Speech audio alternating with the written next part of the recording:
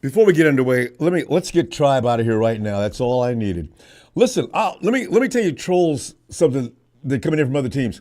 Here's what I'm saying. You can go back and forth on any point with the ladies that you like. You can go back on any point. If I catch any gender-related attacks, you'll get the Tribe treatment. I'm serious. I'm looking for it. If you can't behave and respect women in here, you're going to be gone. That's the bottom line. I can't make it any clearer than that. Hey, let's get Real Niners D equals domination. See, fam, last year was a joke. It didn't happen, all right? We're better than that. 49ers Fred Warner endorses Nick Sorenson. Rams closing gap on San Francisco. I know y'all in here, man. Y'all, Rudy and company, man. Y'all, I wait till we put you in the dust far enough so you can shut up. Last year's 2023-24 Niners defense can claim ranking third in the league in scoring defense, eighth in yards allowed, tied for fifth in takeaways, and tied for seventh in sacks, putting them way too far below the prior season's top five overall defense. With the exact same team. I think this is what we were most bothered about last year. We got the same crew, and now they can't play defense all of a sudden? What? So you know, Coach Steve Wilks, he was held responsible for the regression of the below standard performance and given a release. I do question that for several reasons, but that's, we can argue that if you want. But Coach Kyle Shanahan replaced Wilks with Nick Sorenson. Sorensen enters his third season with the Niners in 2024 after spending the previous 2 years with the team as the defensive passing game specialist. Sorensen is already getting positive responses from Fred Warner and other defensive stars on the team. Meanwhile, there's talk of the Rams having closed the gap on the Niners. Going to the phones to collect expectations of the 2024 Niners defense regarding the changes in coaching and player personnel. And let's take a look at the so-called Rams threat in the upcoming season. You'll find that Rams, you can call in if you'll get to talk if you don't get stupid. Actually, you know what? Of the Rams fans that called in here, they sound obnoxious and completely out of source and removed from reality, but they're never really seriously impolite, so it's okay. Anyway, you'll find the phone number and the PIN number at the base of the screen. Also, check in the description if that's not good enough, and all those instructions are there. And the high standard set for the 49ers defense has been high since they first made a deep playoff run in 2019, since Kyle Shanahan and John Lynch have showed up, right? Since the 2019 season, the Niners have regularly been one of the league's best units. Last season was a slip-up season, which prompted designated blame somewhere. So the club moved on from D.C. Steve Wilks a few minutes after yet another failed Super Bowl. Lesson learned? Maybe. Instead of hiring another external candidate to replace Wilks, the club went with Nick Sorenson, who'd been on San Francisco's staff since 2022 as a defensive assistant and defensive passing game specialist. Are you entertaining the same question? Why didn't Kyle think that way earlier is a subject that can spark a heated argument, especially with the handicap Wilks was working with, Kyle. First of all, you hire a guy from outside of the organization that doesn't know pretty much what we're doing. And you tell him to come in. Listen, you don't bring any of your people in. I don't want any of the stuff that you're doing. I want you to continue what we were doing and put your spin on it. There's no such thing, Kyle. Why did you do that? This is the thing I'm mad about. Not so much that he got rid of Wilks for the reason that he did, but the reason that he brought him in the first place for what happened. By the way, Nick Sorenson wasn't the hottest name on the market either, but his hire was one Fred Warner really does appreciate. Did you check Fred out when he joined the Candlestick Chronicles podcast? Yeah, adjustments he'd have to make with a new DC at the helm. Fred said, quote, For me especially, I do have the green dot, so I'm the one that's sharing that communication with the defensive coordinator. That does take time to develop that connection, and I know it's going to be seamless with Nick. Fred, you got a lot of high expectations. I like that. I hope it happens too. He goes on to say, I think having him around the building these last couple of years has been awesome. Unquote. Now you figure having that established relationship with the team's defensive signal caller could be helpful for Sorensen, who was stepping into a role that experienced some turbulence, to say the least, last season. It was an absolute mess. It was a nuclear bomb. We were blown to smithereens. The fallout was... This may be what the mumbling and grumbling was about last season. And at times, when we wondered why the defense didn't appear to be on the same page last season on numerous occasions. Remember that time we were looking around, you're watching the defense and you're watching... What the hell is Fred... Wait a minute, why did... You're sitting there questioning everything you've just seen, and they just blew up. Fam, getting on the same page, not only with head coach Shanahan, but also with Warner and the Niners defensive personnel, that is so important to Sorensen's success. It's got to happen this year. Fred will still have to build that in-game relationship with the DC Sorensen, but he seems to have plenty of faith and gave plenty of reasons why he believes Sorensen was the right hire. Fred, I hope you're right, Fred. I just hope you're right. Fred said, quote, I love Nick. I love what he's about. Love the fact that he's played the game for a long time. Understands ball, is a great leader, and understands that we haven't played our best defense as of late and that we needed to return to that. And so it's been crystal clear what the standard is moving forward. And yeah, I'm really excited about it. I think it'll be a great hire and a move going forward. Unquote. Oh, man, Fred, I swear to God, man, we cannot play the same defense we did last year, anything resembling it. And you know something? They're looking for the next DJ Jones for a reason, fam. You know, we didn't realize what we had. Well, I think we did, for the most part. Most of us did. The run game. Where's the run defense? Was that all about Jones? If it was, we should have never paid the money. He's every bit as valuable as Hargrave, and we could have paid him for less.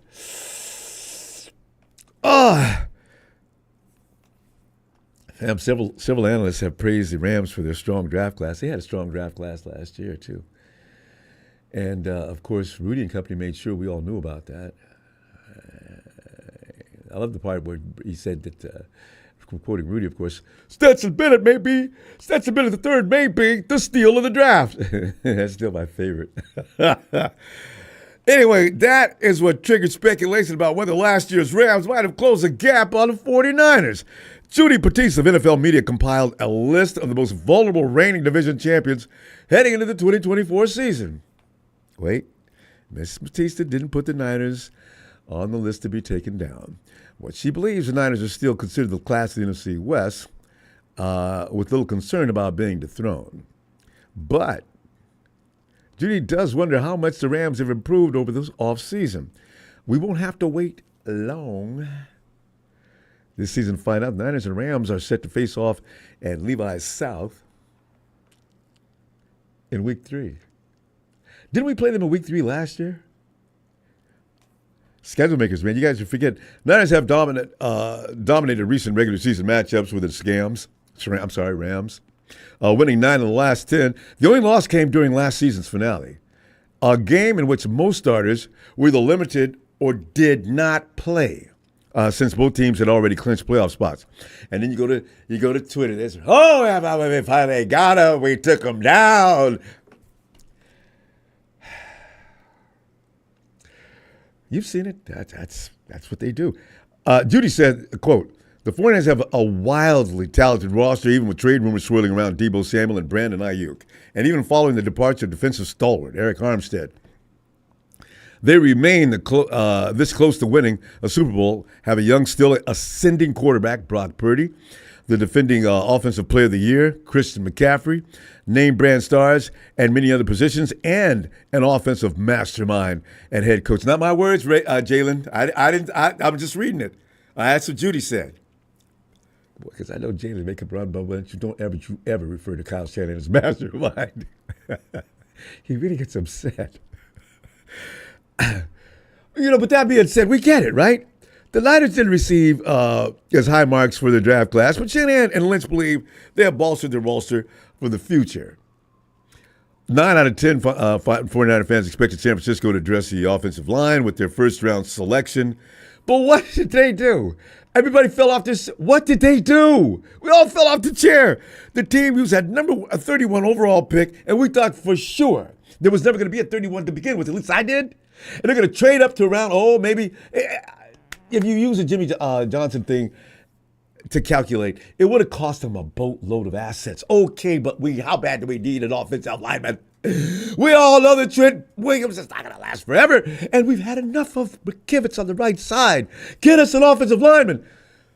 With the 31st pick, the 49ers select Ricky Pearsall, Florida, wide receiver.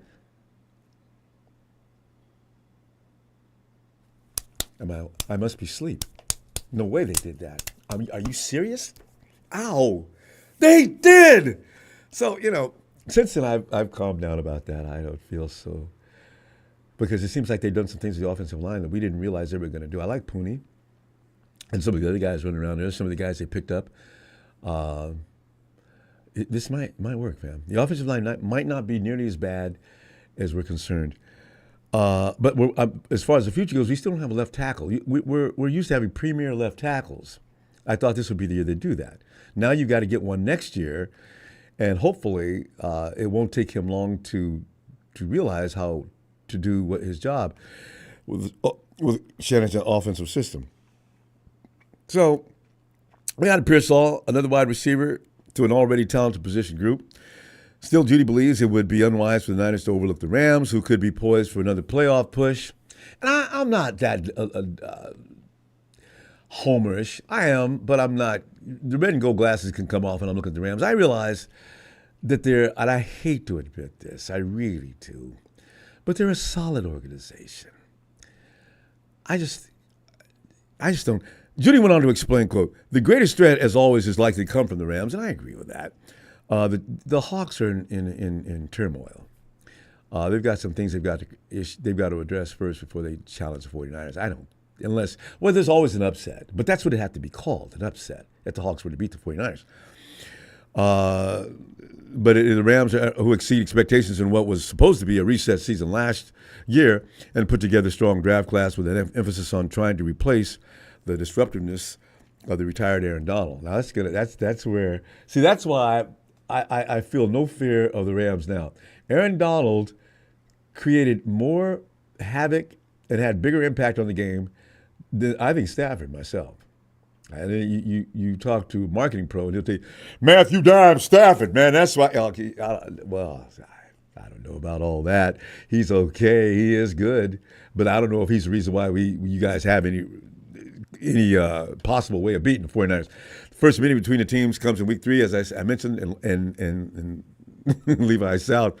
So we're getting an early indicator of how much the Niners might be pressed. But if they stay healthy and John Lynch manages to keep the roster intact, they shouldn't slip up much, unquote. That according to Judy. Honestly, I think the Niners love playing the Rams. I really do, fam.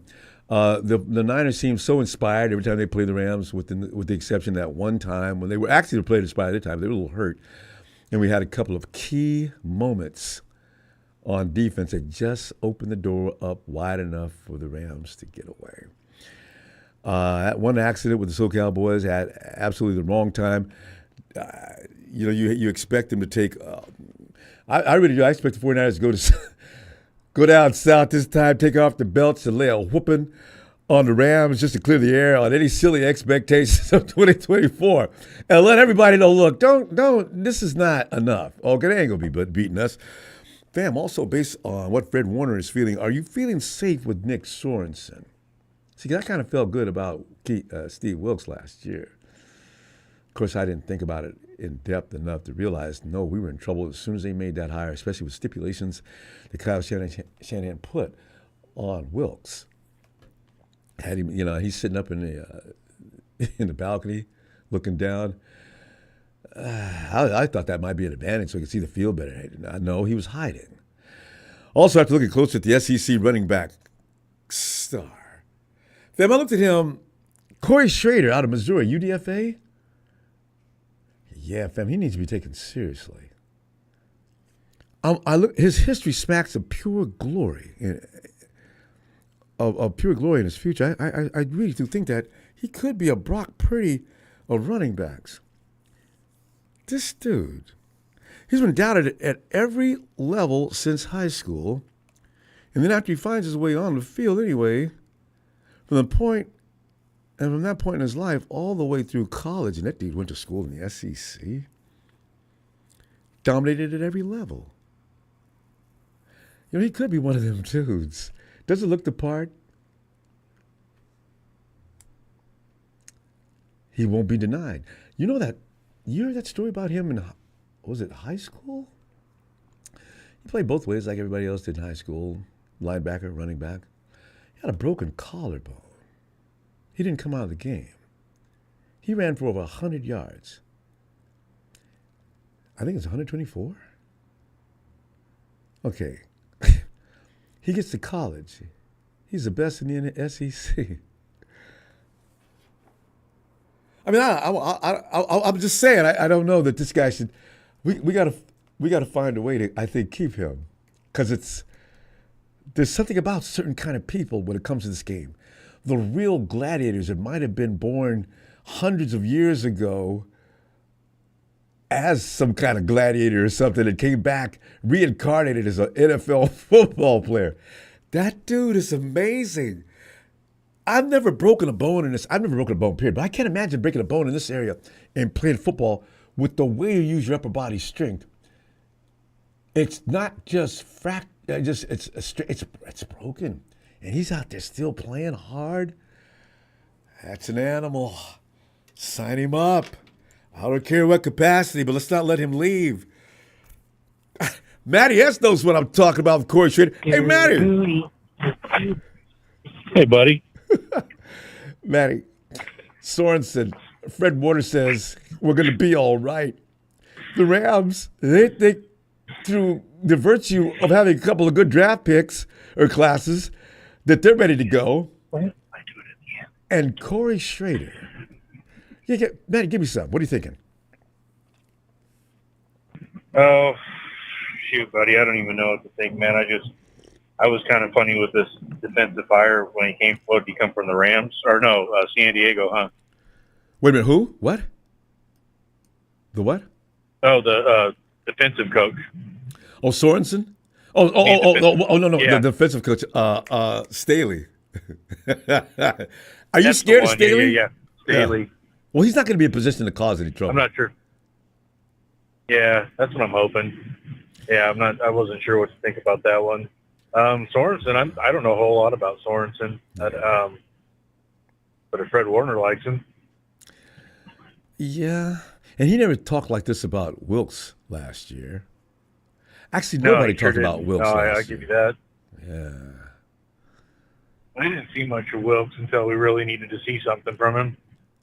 Yeah, but he was handcuffed to begin with, and that's why it says I don't know. I didn't even realize that. I didn't realize that at the beginning. I was like, why is he hanging out in the booth? He didn't know anybody in the field. It's like I'm saying. Sorensen knows everybody. He feels comfortable about being around everybody. Wilks is up there, I think, so he can be alone with his thoughts. Can you manage some of the criticism he might have got? And Shanahan went ahead and gave it to him and said, "Listen, I want you to come down from that booth, and I want to be able to contact you anytime I want to, without throwing my clipboard, trying to throw it up there through the window at your face." Well, you gotta have some chemistry. I know. You can't just tell him what to do from afar. So, you might as well be at home sitting in your chair. Yeah. And you got to get in your players' faces when they come off the field, whether you're congratulating them or telling them what they did wrong. Or the other way. Yeah. Either way. Yeah, he was scared. He was scared. Well, yeah, I think the players feed off that raw emotion. It's just. I feel sorry for him. I feel like when you're in a pinch, maybe they're playing for you a little harder because they can feel that emotion versus just hearing it over a microphone. Yeah, look at Salah. Look at D'Amico. Look at the reactions they got from players. And guys, our defense will run through brick walls for those guys because they developed a relationship with them. I don't know that Wilks ever did. He didn't have time to. D'Amico D'Amico was a machine. We lost a good one there. Didn't we? You know, Yeah. if you and I had Jalen here, I'd have hired D'Amico for the head coaching job. And you wouldn't have had offense, Jalen. I need to talk about that. I see, this is the thing, Matty. The offense, no matter how much you want to give Shanahan a lot of grief, that offense looks like it does. It's because of him, though. But some of the mistakes that are made are also because of him. So you're between a rock and a hard place. It does kind of put you in a funny spot. I would agree. So, I don't know. I'm excited. I think Shanahan's still learning too, to how to run a whole team and be the offensive guy that you are. But then what happened in Atlanta in that Super Bowl? So I've come up with every excuse I can for him, but I don't have any now. No, there really isn't any at this point. So, I mean, what do you say at this point? I mean, I don't know. I think to get people to stop talking about it, I mean, that's not going to so. Matty, you're not. Matty, are you on the road already? You're out there, aren't you? Oh yeah, I'm sitting on the beach. Yeah, I think because your sound is a little distorted. But I just realized what you told me the other day.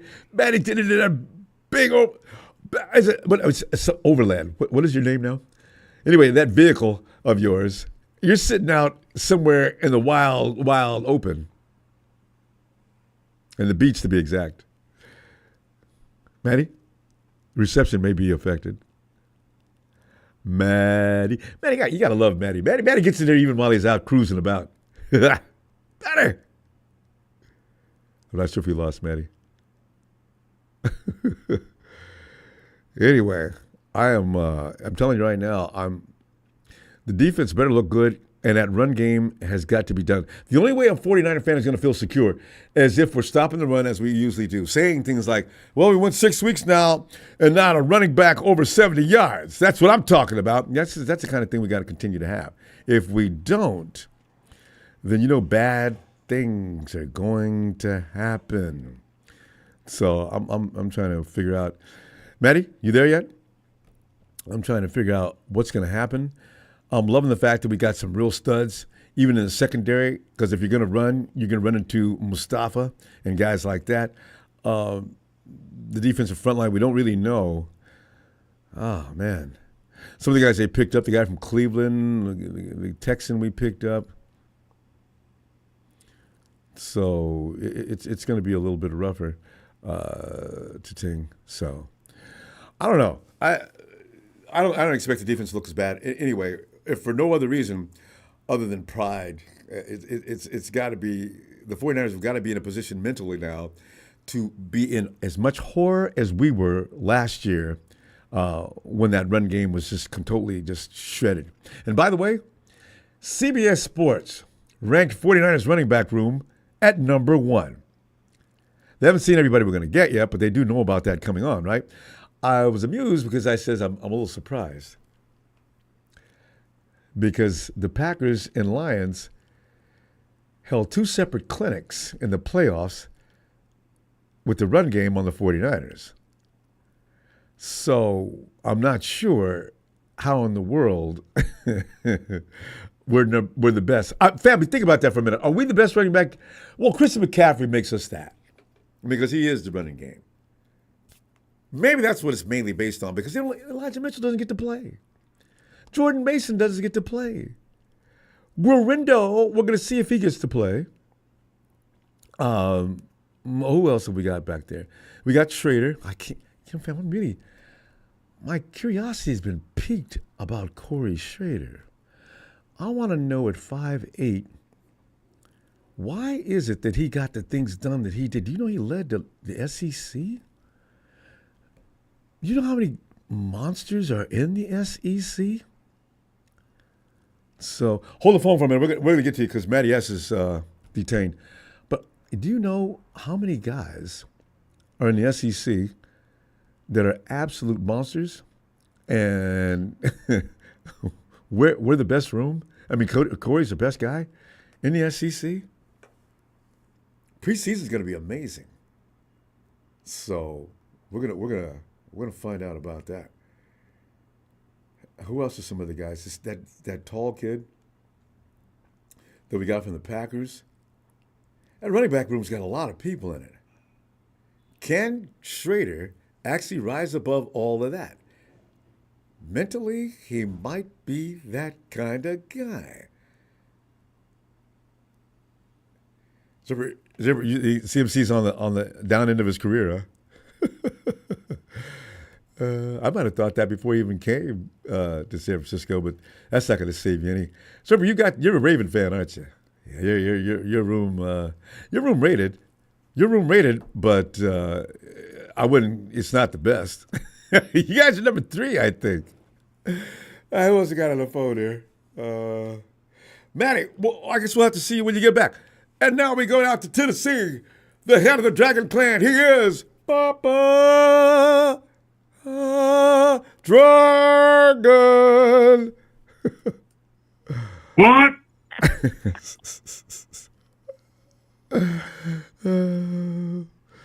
What's up, Ronbo? If you're ready for Papa Dragon to talk some smack, give me a hell yeah. Oh, hell yeah.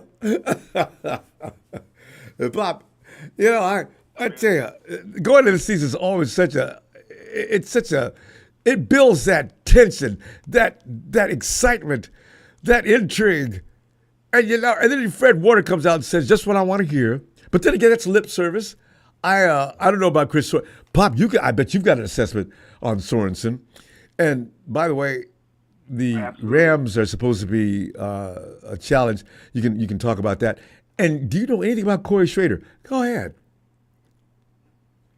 But my honest opinion is I really do believe that Sorensen is probably respected by the boys. But make no mistake about it, Ronbo.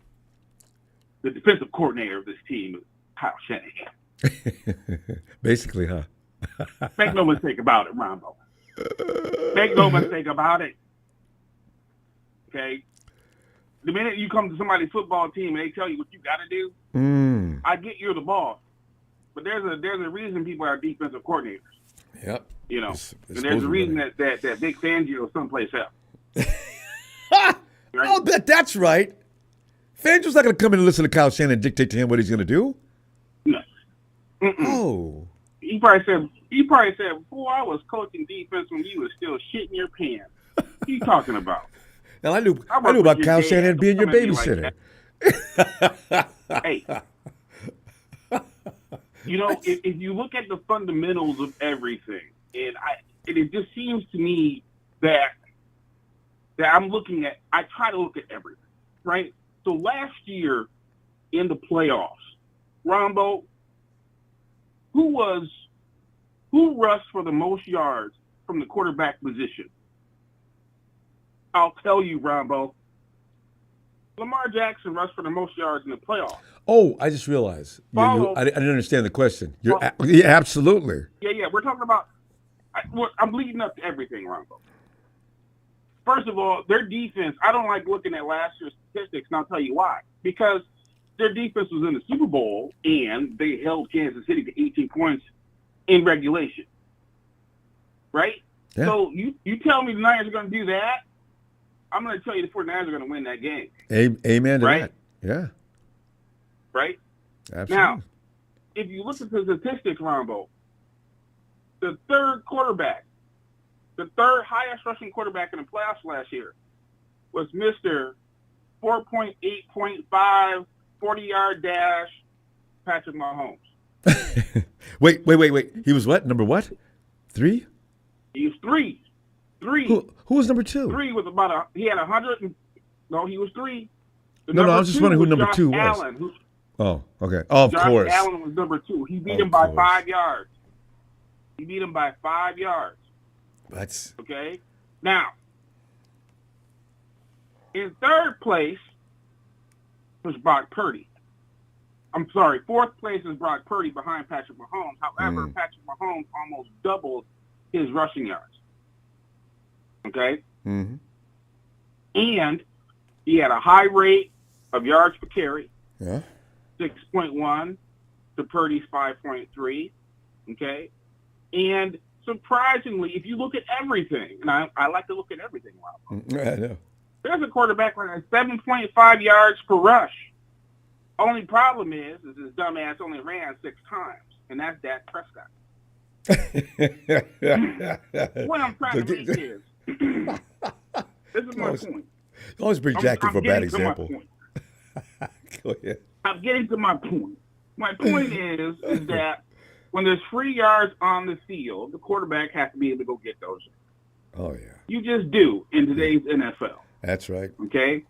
Now, right, I'm not wrong. Now, in overtime, okay, when it was 4th and 1, okay, 4th and 1, for the last several years, and in many playoff games, when it's really crunch time, no matter what the down and distance is, Patrick Mahomes will tuck the ball and run. It's verifiable. Doesn't matter if it's been against the Beagles, it's been against the Eagles, the Bengals, you name it, he has done it. It's 4th and 1, Ronbo. Got that Russ Wilson now, gene in him. I know. Yes. Now, we already saw Kyle Shanahan call a timeout and override a play that the defensive coordinator called. Yeah. Right? How embarrassing. Yeah, I remember that. He didn't do it that time. They had a 4th and 1. There is no way that Patrick Mahomes is going to throw the ball to anybody else. He is going to keep the ball and run it. He didn't even try to fake it. And what happened? Bosa went after the running back like an idiot. Okay? Fred Warner turned his back to the running back, covering somebody. And Patrick Mahomes walked for about 6-7 yards and slid down with nobody touching him. Which questions the discipline, fam, too. As a matter of fact, both those guys don't need to be told that. Nick and Fred. Well, I don't know what they were thinking. But go ahead. They made the decision in their head to cover.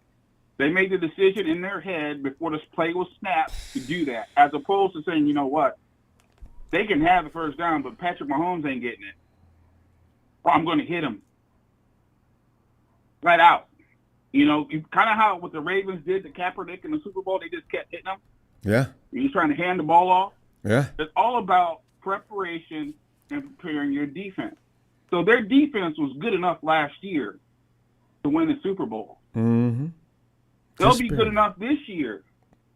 I know. To win the Super Bowl. They'll be good enough. But the reality is that the 49ers have a very unorthodox, unique coaching situation.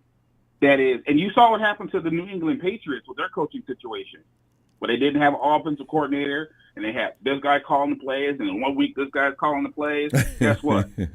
Cluster. We saw what happened with that. Yeah. Right? So in my eyes, Sorensen is not. He is defensive coordinator in probably title only. But that defense has to probably get written up and approved. That's right. By Kyle Shanahan and Staley.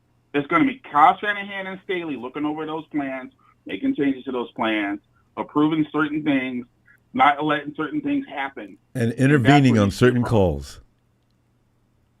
He may not have to. What he'll probably do this year is that to be Staley's job as the assistant coach. As assistant coach, he'd be the one intervening on defense. If Kyle isn't doing himself, which is likely. So, again, Kyle takes ownership of everything about this team, from GM to head coach, to offensive coordinator, to defensive coordinator. That's his right. That's his job. Yeah. Okay, but guess what? Kyle, you are not the absolute best at any one of those positions. You just aren't. You just aren't. You make dumb draft decisions. Okay, you make bonehead, unprepared head coaching decisions. Yeah. Okay, you call really ridiculous plays as an offensive coordinator. You just do. He has these brain farts. Now, if Kyle Shanahan improves, then yes, this team they might be able to pay off their window. They might be able to, because everybody keeps telling me that the 49ers are the best. Well, yeah, we don't believe it here in the dirty South. We don't believe it here. In the South right now, we believe. Who? Go ahead. No, I was going to say, who do you think it is in the dirty? Yeah. In the dirty South, most of the people are saying that it's going to be Atlanta that's going to upset San Francisco. I wouldn't be surprised. They finally put enough together. That's not funny. I know, but Let me tell you why it's not funny. we sit here and watch it get formed. Let me tell you why it's not funny. Okay. Atlanta beat San Francisco a couple years ago Yeah. by running the ball straight up the middle of that wide nine with big running backs. Okay, and Fred Warner's got a little tiny ass, and Greenlaw is short and stocky. Yeah. Okay, so you get up there; they are not rhinoceros type of linebackers like a Ray Lewis and nothing like that. They're not like that. They're cover linebackers. So we're don't get me wrong. Greenlaw is a dog. Yeah, no, it doesn't care how big you are. Pop, I hate to put the brakes on, but we got to stop because we could go on a while on this. But listen, I'll be back. God, we're middle of the week already. I'll see you Friday night, okay? Yep.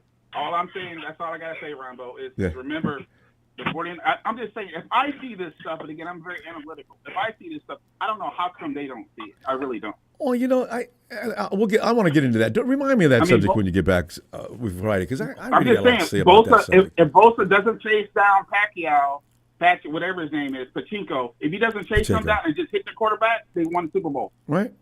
If you put a spy on Mahomes, you win the Super Bowl. Yeah. I'm just saying. I agree. Defensive decisions. I agree. All right.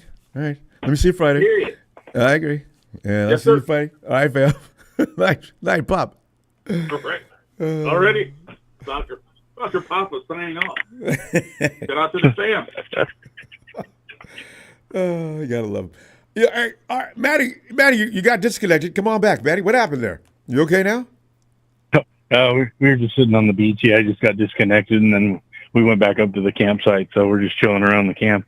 Right. Anyways, yeah, I'm feeling good. Optimistic about the season, about everything we've got going on. We got a lot of newness, and I'm excited about it. Well, you should be, because you got same juggernaut team. Well, you got some pieces added, and some people think it might be a better team than it was last year. So it could be. How about that one? But we do need Greenlaw. I don't know how long it's going to take him to get back, and I don't know what he's going to look like. But he played an integral part. He's going to come back. He's mentally a beast, so I think he's got a heads up on. Oh yeah. No, none of that. Yeah, well, we were talking about the Rams too. Supposedly, there's some belief in that facility that they've closed the gap on the 49ers, and they're coming after us, and there's a potential to succeed. I like that kind of rivalry with that team. That way, when we do beat them, but the people are shameless, Matty. Even sweeter. Even when we beat them up, they're still talking trash. That's amazing. Yeah, it's crazy, isn't it? Yeah. No shame. I can never figure it out. No matter what, they always. I mean, at least they're consistent, I guess. Well, yeah. Consistently stupid. You win one game out of 10. And it was the wrong game, granted, but how do you get proud behind that? So, man, but they made some adjustments behind the fact that we had everybody sitting on the bench. And then there's that. No, I'm talking about. I'm not even talking about that game. I'm talking about the NFCCG, that escape. That it's garbage. right up there with the movie The Great Escape, because the 49ers they allowed that. They didn't get beat up. So, I would agree. No, it was a close game. Yeah. So, I don't know. They're not going to. They'll it's just the way of the game. They'll end up beating us again somewhere along the line, but it probably won't be anytime soon. Yeah, no, not this team. Now, when we get into maybe a couple of years, 2-3 years from now, when some of the guys that are there are now leaving, and we haven't fully replaced them with guys that were up to the standard that those guys are going to leave, it's another story. And how it goes. I think after a while we're gonna have a team pretty soon that knows what it's like to go to a Super Bowl again, so they can impart that knowledge onto some of the newcomers. Yeah, and then today Texas just signed what was his name, Collins. They signed his deal. The 49ers. We're gonna wait. I'm still wondering what we're waiting for. But they're still going to wait before they pay Aiyuk. But what will end up happening is these guys aren't getting any guaranteed money. D'Amico and company gave Colin a contract with a guarantee that was tiny. Detroit Lions gave that wide receiver guaranteed money, tiny. So what the 49ers are going to do? Yeah, it wasn't a whole lot. Yeah, I suspect that the minimum amount for Aiyuk will probably be somewhere around $50 million guaranteed. And then maybe a yearly, and maybe a yearly salary will see somewhere between 27 and 30, but not exceeding 30. Imagine that. I hope not, because that's what counts. The sad part is, and it's it seems like the guys that get paid. I mean, it doesn't matter who you are, but the state of California takes a ton of money from these guys. No, it's like you want to get an offshore account, so you could channel your money in or something when the 49ers pay you, and the government says, "Crazy." We looked in your account. There's only $1.59. We know for a fact that you signed a contract worth millions. Where'd the money go, sir? I don't know. I might have got hacked or something. I have no idea. You can't play games with the administration in California. They'll find you, and they will fine you so badly if you try to abuse the system. They'll get you good. Ooh. Oh yeah, it's unreal, isn't it? For those of us who know what that had that experience, my God, the punishment was way worse. God. Anyway, looking at that and. Also, I was Corey Shraer. Maddie, have you got a look at him? No, I haven't actually. Damn. I really wonder about him. I will see in camp if he can actually continue his magic from high school. He's been doubted at every level and came in and kicked. I mean, he dominated in both high school well, that's and what I'm going to say. Sometimes those are the guys, man. I think he is. They really got something to prove. He's probably got a chip on his shoulder. We might see some good stuff from him. And it causes some kind of an interior explosion, makes him above mortal men. Man, this is going to be interesting. See? I'm telling you, buddy. I'm rooting for him. I want to see. I love seeing miracle stories. Me too. Brock Purdy. That's why I love the Brock Purdy story. Corey Shraer coming in right behind him the following year would be awesome. 2 years later, the 49ers pick up another hidden gem that others overlooked. Corey Shraer was overlooked by the entire NFL, but the Niners had the wherewithal to go and ask Corey Shraer to come in and see if he can be a 49er. And he did. Corey Shraer is now on his way to set records. Christian McCaffrey is now Corey Schrader's backup. Yeah. That's hilarious, isn't it? I couldn't know. That'd be silly, but you never know, man. You just never know. It's not going to happen. Chris McCaffrey's another beast from another era. No, you are correct, my friend. Man. We're going to find out, though. Manny, I'll let you get back to the beach because you guys was having a good time. Sun's already down, and should be. It is. Yeah, it's definitely down. Hey, I got a question for you. We're here on my girlfriend's fine birthday here, and I was wondering if you could get her a little Niner shout on the way out. What is her name? Aaron. A little bit of birthday juice is all I need. Oh, Aaron! I know Manny made you a 49er fan, so I'll not hesitate to say, Happy Niner birthday, dear Aaron. Happy Niners birthday on the beaches of Northern Oregon. Happy Niners!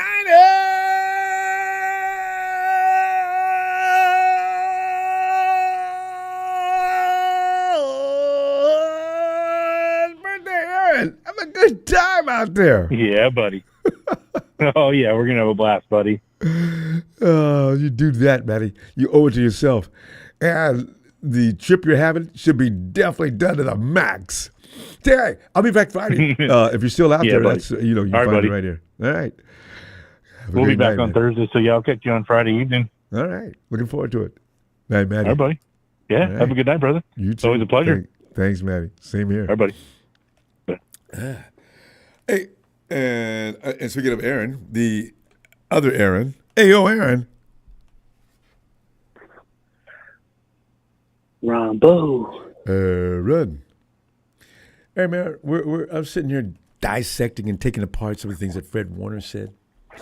about Nick Sorenson, our new DC. And Fred didn't say anything like this last year about Steve Wilks. In fact, Nick Bosa was running around there mumbling and saying things that probably should have been, Cheryl Bosa didn't raise Nick to talk like that about anybody. Well, maybe she did. But the thing is, Fred loves him. And I've heard Nick say good things about him because he usually generally agrees with Fred. And also, Aaron, the Rams are supposedly coming like a tidal wave, tsunami, to just roll over into Santa Clara and wash us right on out of playoff contention. Well, Ronbo, I love it. It's fun to make jokes about first that. of all, Yes, go ahead. well, first of all, to all the Rams fans who think y'all just going to sweep the Niners this year, Rams,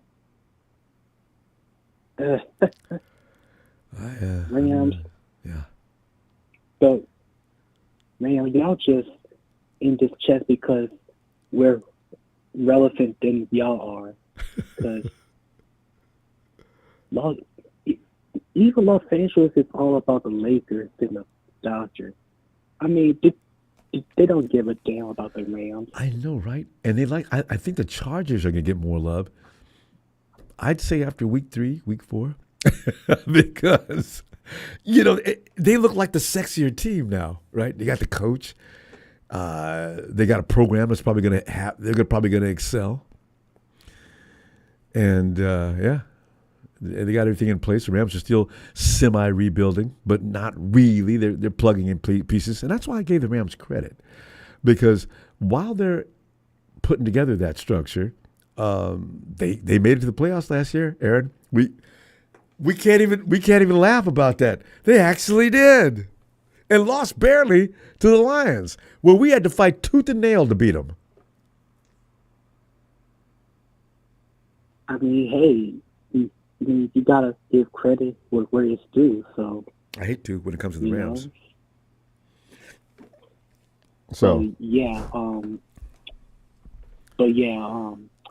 Back to the Nick Sorensen.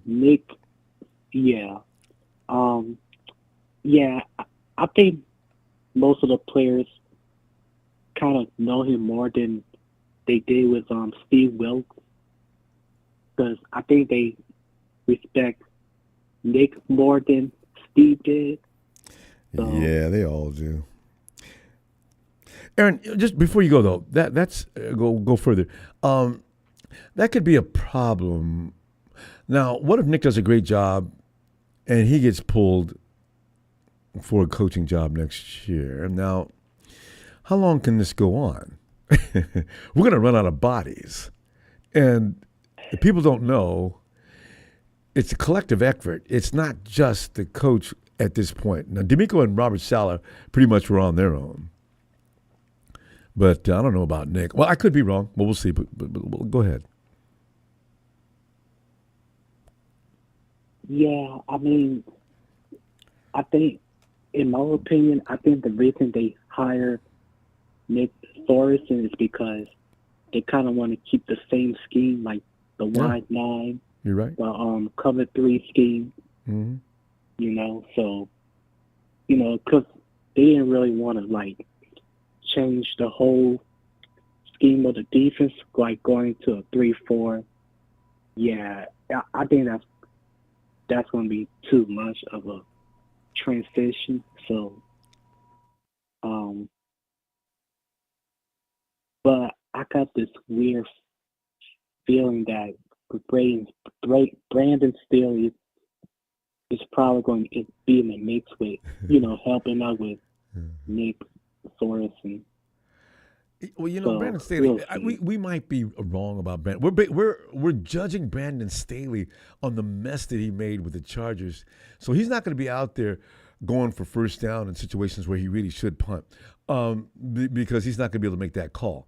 But defensively, I don't know about his prowess as a defensive coach. But Kyle brought him in there, but refused to give him the DC job outright, which makes me wonder. So he's kind of a scary thing, but Kyle's going to keep him awake and watch him, I guess. And if if Staley makes one wrong move, he can just excuse him in the middle of the night. Nobody won't even notice because he's not the face of the defense as far as the coaching staff goes now. We got a Gestapo type of organization forming, don't we? But go ahead. God. But yeah, and also we added Leonard Floyd because I think Brandon Staley when he played with the Rams like back in 2020, I believe he was a DC with the Rams before he got the head coach job with the Chargers, and so he's been around. He's got a lot of experience. Yeah, I think Nick Bosa and Flora, going to have a nice duo. Yeah, we could be wrong. I could be wrong about Staley. I don't know how you feel about Staley, but I think most of us just don't trust him because we saw the mess he made with the Chargers. Maybe he was out of his element. He shouldn't have been a head coach. He should have just been a coordinator. No, I'm talking about Nick Bosa and Leonard Floyd. I think they're going to be a nice pass rush duo. I can't wait to see that. Oh, yes. Because now we're going to have a secondary playing in a fashion and style that we've been used to, and Nick and Fred and everybody else has been used to. I mean, and Nick and Floyd is going to be fine. Yeah, I think we're going to see pretty much what we saw the year before last. Yeah, I think so. And then you got our D tackles, Javon Hargrave, Jordan Elliott, Malik Collins, and I know they may not be like sexy names, but they're more like the durable players. That's what I like. That's what I like. That don't have like knee tendonitis. So. Yeah, because Eric was a good football player, but my God, Eric. How bad do we need you? And there you are, sitting down with ice bags on your knees and another heat pack on your ankle, and you got a steak lid on your head. Come on, man. Can you play or not? God. So this guy, as you say, they're durable. Was this a Aiyuk? Yeah, he looks like he'll be fine. He hasn't missed a lot of time, so. But see, that's why I was talking about Corey Schrader. Corey Schrader's missed one game since high school and led the nation in several categories. Corey Schrader, I want to see this. He doesn't look like much out there, and he doesn't run very fast. But, man, can he get it done? Yeah. Man, I think from what I heard on YouTube that he played on a broken, collarbone? somewhere in his chest. Collarbone. Yeah, and he still played. Kept playing. Wow. And he played linebacker and running back. And you're never sitting down and giving it a break. And you're taking constant boom, boom, boom, boom. And you don't feel that, Corey? That dude's a monster. I want to see him. Right. And looks like we're going to run out of time. And I'll see you Friday. Okay? All right, Ronbo. All right. It's nice talking to you. Always. I feel the same way. Looking forward to hearing from you Friday. All right. All right, Sam. Night, Aaron. Have a good night. You too. And the law says, let me let him do it. Hey, Brian. It is 49ers ready to go. Rocking the Niner name till I'm dead and cold. Repping the 49ers name all the way from the Mid-South because the law says, know your role and shut your mouth. That's it. What it is, Ronbo. It is. In fact, if I could do anything, I'd have you ship me a pan of cornbread baked in a cast iron skillet. You can't get that kind of cornbread out of the South. Oh, no. Oh, no. Hey, Brian, we're looking at the defense, and Fred Warner is like really high on Coach Sorensen. And so I want to relax about that. I can't wait to see the first game because, Fred doesn't usually have anything to say anything good about people unless they're players. And even then, he'll say things like, yeah, he's got some things he needs to get, make some adjustments on, but he gonna be all right. That's Fred Warner style. But for him to go really all out to say something good about a coach, I'm kind of feeling good about that. And mainly because Sorensen is a part of the program, so he's not going to come in there and instill things that everybody's going to have to relearn and not be able to play fast like they want to do. You can't take a bunch of guys that are veterans in a system and say, okay, guys, what you've been doing is good, but I want to show you some things that you can improve that upon. That's not going to work on guys like Warner and Bosa and some of the other guys. So that's why Fred's all excited, I'm thinking, too. Also, the Rams are supposedly getting good enough now to challenge us. Wait, give me some feeling on that.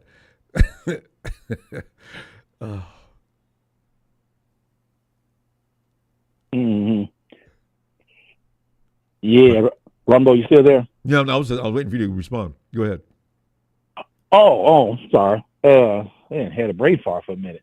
But, well, Ronbo, I hope Fred Warner is high high on this guy than he was for Steve Wilks. I don't think I heard him just validate Steve Wilks too much. Yeah. In fact, they had some things to say about him that were politely impolite. Yeah. Matter of fact, I don't think he had it. I don't think he really just, giving any kind of coach any kind of, praise since what's the name? The coach, D'Amico. The coach that went to the Houston, D'Amico. Yeah, D'Amico. You know what Fred did? He said things like, "No, well, you know what? It's on me." But Fred kept saying it was his fault. When we were looking, we were watching. We went, well, what would make Fred do that? That's out of character for him. That was because of the things they went over in camp and coach. I mean, the week before preparations. That wasn't your fault, Fred. I have a feeling, but yeah, that's what Fred did. He said it was his fault. Yeah, I know better than that. Ronbo, let me ask you something. Do you think the Niners got what's his name, Brandon Aiyuk? They're working on his deal. Yeah. Do you think they're going into this sort of stall game because maybe they're waiting on D4 to come off the books? Doesn't D4 come off the books? Wait. Okay, this is news to me. I thought we were done with D Ford.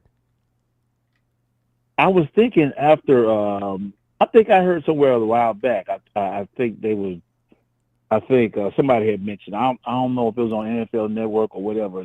Somebody had mentioned about D Ford coming off their books. Yeah. I thought he was coming off the books last year, and that's recently enough. Rumbo, you know what? Matter of fact, I was looking at NFL. They were, they showing a lot of repeats, and they were showing the 49ers playing Green Bay, that team that went on to the Super Bowl. Mm-hmm. I'm thinking, Rumbo. I mean, they demolished Green Bay. It was, when they had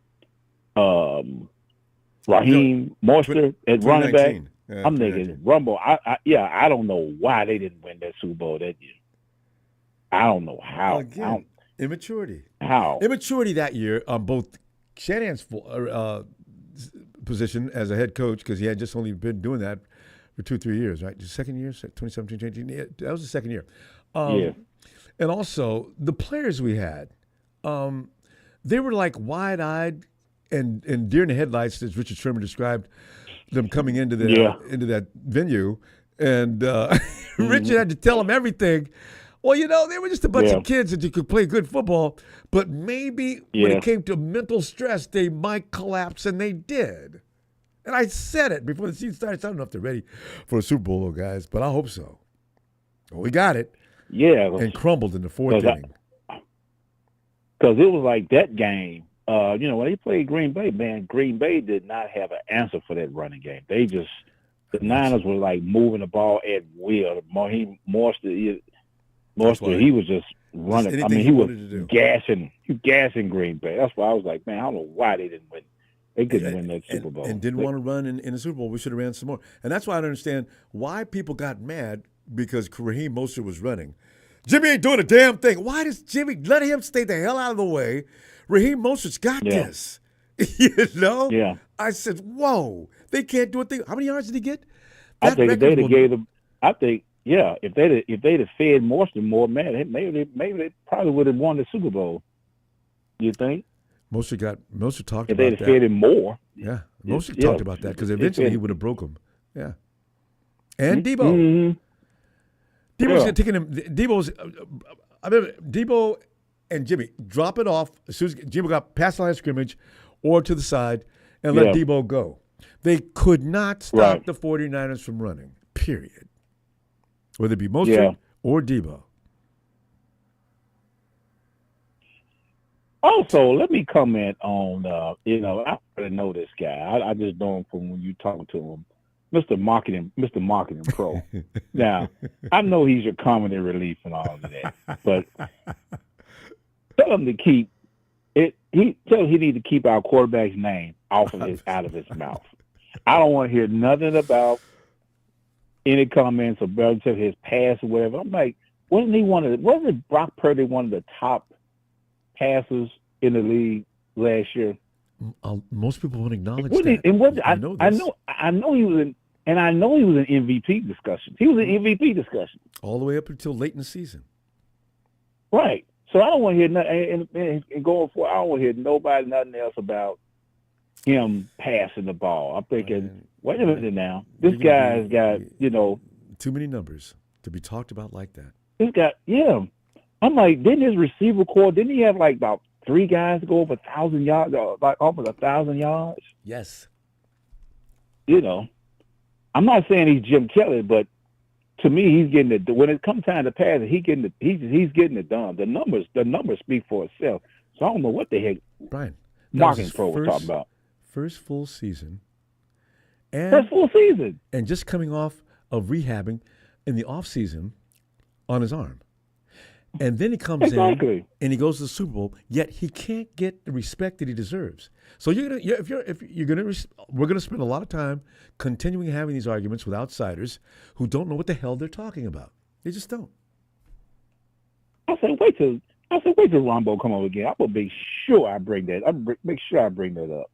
And I know, I know Marketing Pro's your boy, whatever. I know he's like he's so ridiculous. Relief and things like that. But I said, Marketing Pro, get off the doggone mic. Brian, have you ever ran into a guy, especially with another team? He's so ridiculous that he's amusing. Marketing Pro, Matthew Dime Stafford. Worry about them. Worry about them damn lambs. Please worry about those lambs, please. Worry about the lambs. Don't worry about us. You know what we're hearing now, though? Brock Purdy is in camp now. Brock Purdy you can tell he has the ability to go off schedule all day. According to reports, Brock Purdy's going sprinting left, sprinting right, spinning back and going across his body, throwing perfect shots. I said, see, this is the thing that Kyle has got to allow. Because that's why you've got to let them do these things. These are the kind of quarterbacks that win ball games. Every now and then, they're going to do something that wasn't scripted, that wasn't part of the program during the course of the week we were preparing for this game, but it's in him to get it done. Let him get it the hell done, Kyle. No one to back off. That's all he's got to do this year, and the 49ers will be great. And then another thing, there was another thing. I knew he was full of it. He want to co-sign with Jimmy Garoppolo. Garoppolo. They had nothing. Garoppolo with them. Is he with the Rams now? He is. You know what, though? I got to tell you, Marketing Pros always supported Jimmy, ironically enough, before he came to the Rams. So I'll give him that. Sound like Jimmy Garoppolo's on a mercenary tip. I know, right?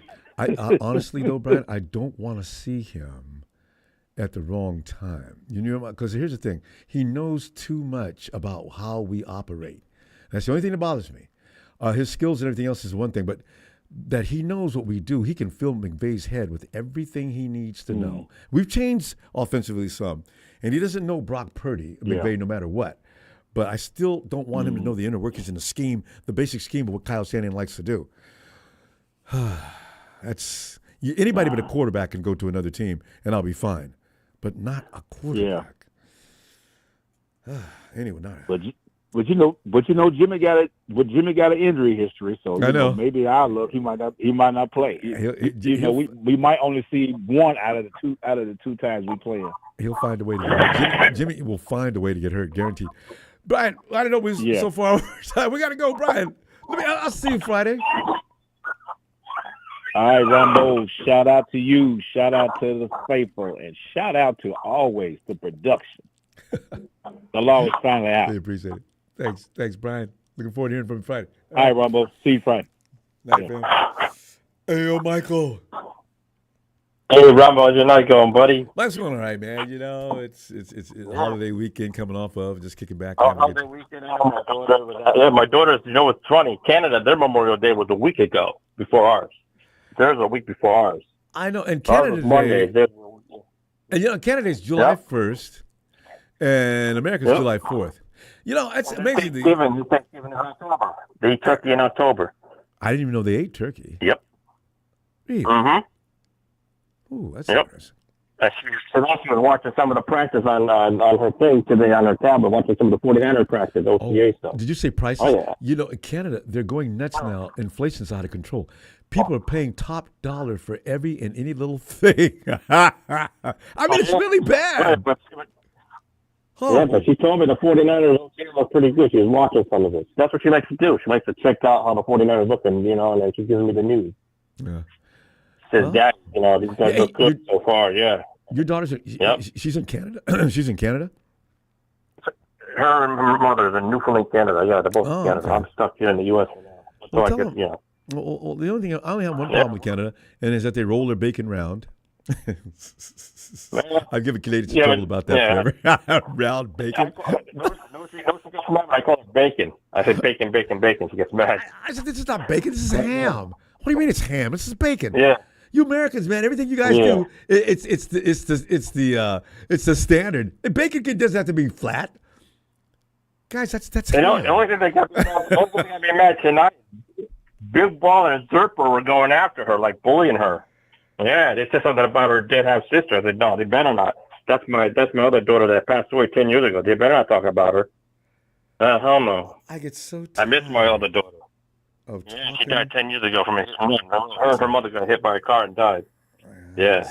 Grown ass men. And then she was a true Niner fan. Her mother was a true Niner fan because everything that she had was Niner.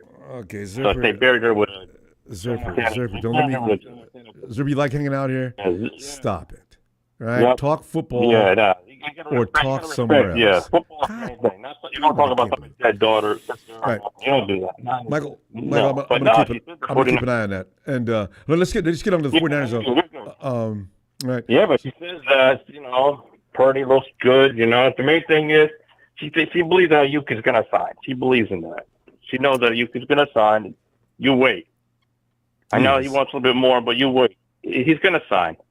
He is. And the running back, like you said, number one, I think definitely our running back look good. I think this, behind CMC, the other guy from Louisville looks good. A couple free agent running backs, No, I think they look good. And the ACC always had good running backs. ACC always had good, you know what I mean? No, I know, and that's what I'm saying. The SEC, whatever, the SEC or the ACC we're talking about. I think it's one of those. Oh, it's SEC. That's what freaked me out. Yeah, with Alabama and Tennessee, right? With Alabama and Tennessee, right? In Georgia. Okay, Shrader's from Missouri. Right, that division? Michael, because he's from Missouri, so he's got to be in the South. That's SEC again. I think that's SEC. They change these college divisions so many times. It is. They do. They put one team in one division. Like Stanford's not going to be they're going to be in the Big Ten or something. Stanford University. I don't know. They're moving up. Hey, have they designated these teams, college teams, yet? Yeah, I think their divisions, they're splitting them up. Like Washington State, they're going somewhere else too. USC. The refugee schools, all of a sudden. Who do they belong to? Yeah, I don't know if they mess around with college divisions like that. They're putting them in, But it's just all about money. They're paying them to come. Shoot, why don't they just send the Rams away? Why don't they just take the Rams out and send them away? We've been trying to find home for the Rams, remember? Hey, we never finished that. We were trying to figure out where the Rams will move to next after Harbaugh and company runs them out of L.A. They can hang out with the Eskimos. They fit right in. The Eskimo Rams. But anyway, give me. What are your thoughts on Sorensen, Michael? From Fred Warner's position. I think he's going to be good. You know what? He was always in our system. He was with us. He wasn't from nobody else. I believe he's going to do good. And if he does good, what's going to happen? A couple of years down the road, he might be the next one that'll be looking for a coaching job. Yeah, because I didn't know D'Amico. Exactly. I didn't know D'Amico was going to look as good as he did. I knew he was going to be good. I just didn't know how good. I didn't know he was going to look as good as he did. I mean, D'Amico was dominant defense. Only one I'm hoping for the best. I mean, D'Amico, I'm hoping he does good. Well, I know he does good, but I'm hoping the guy from the Jets. I hope we beat the Jets, but I hope after that he beats everybody else, like the Rams and all them. I hope he does. You know what I mean? Yeah. So I feel like Robert Saleh. You know, he was always pumped up. You know, he was always on the sideline. He was always pumped up. I know. He had a guy that had to keep him off the sideline. They hired a guy just to keep Robert Saleh off the field. I know. I thought maybe he wanted to play with the 49ers. I thought he was going to get his outfit on and go play. That's how excited he was. That's a big dude, man. Robert Saleh, he might have been fine, too. Put him at linebacker. Yeah, linebacker. The next Bobby Boucher. No, I'm just wishing all the former 49er coaches that were with us good luck this year, you know. I don't think anything bad about him. You know, McDaniel with his shorts looks like he's going to Florida with his, you know. I wish him all good luck, you know. I don't say anything bad about former, you know. No, McDaniel's very funny, man. The guy, he's a nerd from the word go. Yeah, he's a football nerd. He's a football nerd. I get a lot of respect for him. And you know, he kept Shanahan in check. We still didn't win with him, but he did. He was somebody who could offer Shanahan an argument as far as the meetings go and when they're working out game plans and stuff like that, and give him better. Washington, yep. Peterson, I'm wishing him good luck with Washington. You know. Oh yeah. I wish him good luck. And Atlanta, I know with Tony Wright's Atlanta Falcons, guys, this team looks like they're going to be doing good this year. I think Atlanta's going to be built to win this year. I mean, the Falcons are ready. All you traders, all you guys that are hating the 49ers and the Falcons, don't hate the Falcons because they might slap you across the face. Well, that's why they're going to. Mike, hate is a good thing. You know why? Because other teams that hate you, that's because they can't beat you. That's what I always enjoy about that. No, they can't be that's why we got the trolls running up and down in here. Well, they can't be like Tony Wright's Falcons. They can't be like Tony, Wright's Falcons. He's got a good, rookie quarterback they drafted, running back, receiver, like Tony was saying, tight end, good, right back, but they're ready to go. That's exactly right. Wait, I bet you 2 or 3 years they'll probably get to the Super Bowl before the Rams do. You know, they'll be all over Tony after next year. If the Falcons are beating up on everybody, including the Rams, they'll be bothering Tony like crazy then.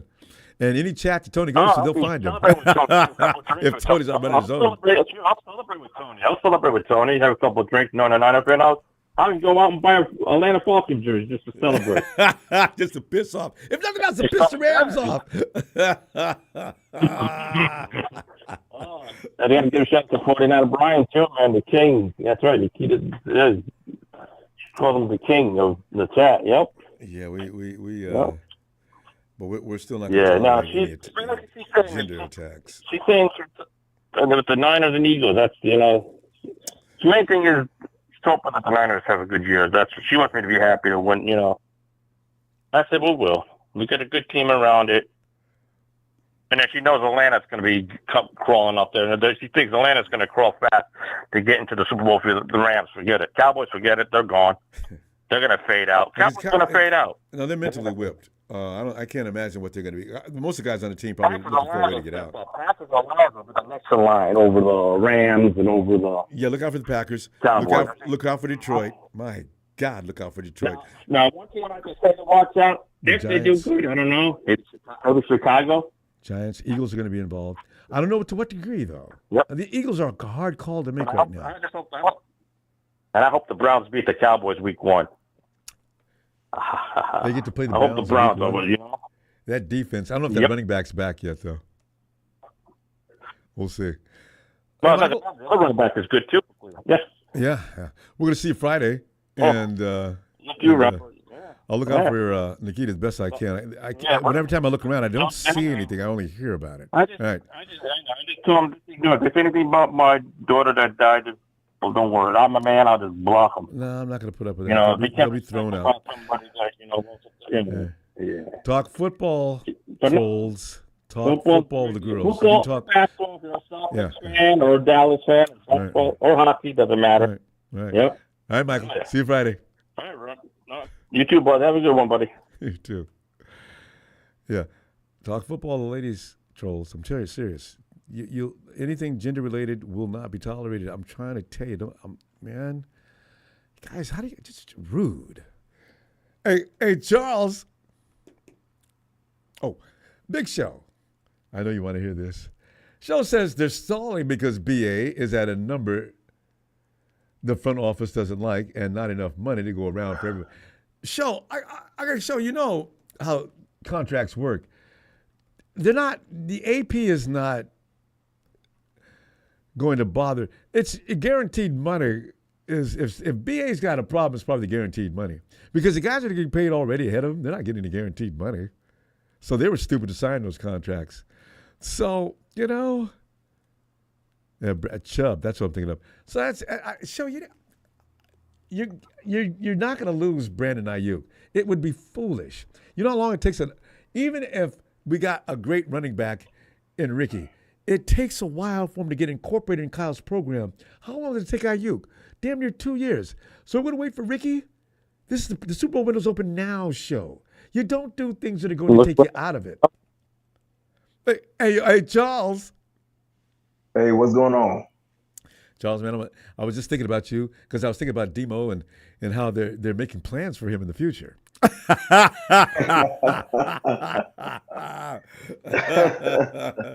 thanks for the contribution. I love arguing about that. They're making plans to release him in the future. Is that what you're talking about?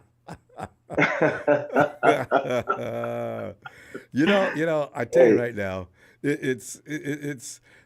I heard now that somebody else is they want to put somebody in the middle or at the slot and let Demo get back out there on the outside where they feel he does the best work. You know, we got Rock Yassin, but it just may be. Oh, Charles, brace yourself. It could be that Demo's the better guy on the outside. Oh, no. Luda Jr., we're still waiting for him to come in and show what he can do. We'll see. He's going to get a chance in camp. You know, I'm not really worried about Diamado Lenore, man. I know it. Detroit versus everybody. They're doing a demolition job on him. On who? And on Demo? Demo. Yeah, they're doing But, with B.I., man, B.I., I don't think they're going to re-sign B.I. because, you don't draft somebody in the first round. You don't draft a receiver in the first round, to come in and play a third string quarter wide receiver. I mean, they're going to let him play off his contract, and they're just going to let him go into free agency. I mean, that's all they're going to do.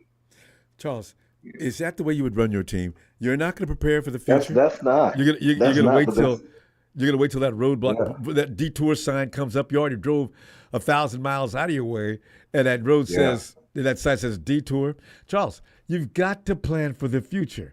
Ricky is not comparable right now. People think he's going to come in kicking ass. He's not. Kyle Shanahan's offense, first of all, as soon as Ricky misses a block, Kyle's going to lose his mind. You've got to be incorporated in that program, and it takes more than a season. Look at Aiyuk, as good as he is. It took him a minute. Debo did okay because Debo did a job where all he had to do was use his size and muscle and cut across the middle, and Jimmy dropped the ball off on him and let him do it. But now it's a little more difficult. It's a little more complicated. Ricky is going to be the future, but as far as him coming in now and taking anybody's job, I don't think so, Charles. They didn't have the first round because he's got talent. Well, we've seen Puka Nacua. He came in and he had a really, we saw Rice The Rams don't from have Kansas nobody. City. They got one But guy, and he was Puka hurt. Nacua. I'm talking about how, we've seen rookie wide receivers come in and, play Every now and then. play really, really well. Every now So and I then. think, this kid, he has the potential to come in and take that role. So I don't Well, it's okay I to don't believe see in him. him. Yeah. But you don't draft somebody in the first round, Happens all the time. for them to be that has the potential to be a number 2 wide receiver, and you don't keep a player like Brandon Aiyuk. They're not going to keep him. Yeah, okay. I don't think they're going to keep him. I'm laying bets with all of y'all, you and the Big Show and everybody else that thinks Brandon Aiyuk. The 49ers wouldn't have wasted this much time. They would have got what they could have got for him before the draft if the intention was to get rid of him. You don't get rid of your number 1 receiver either. See, that's what I'm saying against that argument. My number 1 receiver. Although, one thing against my argument is this. Now I'm hearing Justin Jefferson. The Vikings did everything they could to move Justin Jefferson. They couldn't do it because they already had but they already had that wide receiver that beat us up in that Vikings game. They couldn't move him, and now they're trying to figure out how to pay him. But Kyle Shanahan feels like his system is the main component, so he can take players away and he can plug and play whoever he feels like he wants to plug and play and keep the ball rolling. Well, they want to get guys because they know how Aiyuk and Debo's the guy that you got to be looking at. I don't think Debo's going to be around next year, though. No, he's going to be around because he's really cool with Kyle. And, he signed his contract 2 years ago, and at the third year of his contract, But Charles, look at Debo. The salary cap here is going to be too much to move him. Well, it'll be expensive. But Charles, look at the both of them, Aiyuk and Debo. All right, now I'm moving my system and scheme. We're going to be a little more pass oriented, okay? With Debo, I've got to worry about how many games I can get from each year. I think Brandon missed 1 or 2 games last year. He didn't miss any before that. You got to worry. The thing about durability is going to matter in this situation. Debo's going to give you maybe 12 games if you're lucky. So I'm not going to re-sign him for a third contract. Under any circumstance, I'm going to sign him for a third contract. So I might as well let him out now. And Ricky's here. So I'm going to have Aiyuk as my 1, Ricky my number 2, number 3. They got several options for number 3 and 4. If anything, I'd like to see JJ stay in that group. But as far as Aiyuk, people need to stop believing that Aiyuk's leaving. He ain't leaving. He is definitely not leaving. But nobody on the 49ers wide receiver, no running back, wide receiver, nobody does what Debo can do. And Debo he's a running back and he's a wide receiver. I mean, he's wide back. So I don't think he's replaceable. I mean, you got to find somebody that's like him, the AJ Brown type, to replace him. But we don't have anybody on the roster that can run a 3-yard hitch and catch the ball and take it to the house. Break arm tackles and take it to the house. And we don't have anybody like that. That's true. And I love Debo as much as you do, but I realize that the 49ers are trying to move in another direction now. And so Debo football might not be because you've already got when you have CMC, I don't know how long CMC is going to last, but when you got CMC who does a lot of what Debo was doing, now you can concentrate on your specialty receivers. Guys like Aiyuk, Pearsall, who's making a great appearance. You look at Cowing. Why'd they draft him? He's too small. But what he does is he runs great routes, and he's fast as hell. Even you may see a couple other guys make the team that may not have. It's going to be interesting to see how they pick up that wide receiver room. We were trying to pick those guys out yesterday. Charles, were you here for that? Pick out 6 wide receivers that you think are going to stay with this team when the dust settles this year. Of course, we have the top 3. We have BA, Debo and our first round draft pick. But Ricky. I mean, Cowling, he's definitely going to make it. You got Jennings. Jennings When and he signs his 10, that's I mean, four. it's Cowling. Cowling probably. I'd love to. Cowling is going to make it. Yeah, that's fun. There's only one spot available when you think about it. Man, I don't know. I think Conley is gonna take it. They re-signed him. Everybody loves Conley. I wish they're gonna let Danny Gray go. And for me, I'm happy. Pausing. I'm happy. They. I really want them to let Danny Gray go because he's. Kyle Shanahan is wasting his time, man. He's wasting his time. I mean, this guy has real speed. Yeah. I think he can play really well in this league, but he's been in Kyle Shanahan's doghouse since he got here. So So I don't know what he did to get in his doghouse, but he's been in his doghouse for 2 or 3 years. You know how Kyle is. If you can't block, you can't play. So yeah. And catching the ball off his chest. I understand he's made some corrections in that though. But fam, we gotta go though. I'm excited to see you Friday, Charles. All right. Always looking for you. All right. All right. Well, you have a good night, Ronbo. You too, Love Charles. Love you back, fam. Night. And we go over now to Steven in the house of little Bambinos. Steven. What's up, Ronbo? Hey, Steven. We're sitting here. I'm feeling good about our defense. If Fred gives the thumbs up, I feel like I should go ahead and feel comfortable about that. And Nick Bosa's not grumbling and mumbling things like he did last year. And that back end is going to play better than they did this year, which is saying something because if Steve Wilks did do something, the back end wasn't so bad. It was the front end, but the orchestration wasn't really in sync. So, all right, right there, that's another 15-yard gain. The 49ers are looking at now about 20 yards out from the goal line. They're going to have to see if they can protect at least. Oh, but why? Are we in this situation? So, maybe we won't be in that situation this year because they'll stop that run. Well, yeah, because we have someone who has internally grown with the organization, who knows the defense in the backfield, and who especially specialized with, if I'm not mistaken, Nick Sorenson was with the DBs. So he was a DBs coach before he got promoted to. Yeah, so now he's a secondary coach. Now, and this is what throws me off, though, Ronbo, is that Brandon Staley is also a defensive coach. Have you noticed that? It's kind of frightening, isn't it? But, okay, Steven, but maybe in this capacity he won't be dangerous. When he was a head coach with the Chargers, that's when he was dangerous. You don't want to put him in that position because he doesn't want to make the right decisions. But maybe he'll be okay as a defender.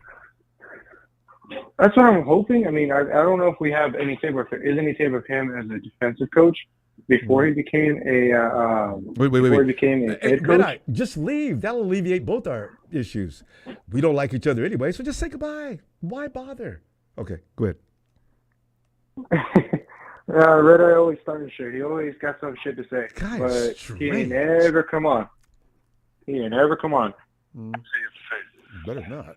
PNC is the 49ers offense. It's not Brock Purdy. Purdy's the guy that's, he's got a nice beach chair. Marketing Pro. You know what I'm saying? Marketing Pro, wait a minute. We're going to announce you. With that beach chair. With Marketing Pro. Corona, like Snoop Dogg. Hit the break on Marketing Pro. He's lost his mind. He's being terrible. Man, cocaine's a hell of a drug. Go ahead, fam.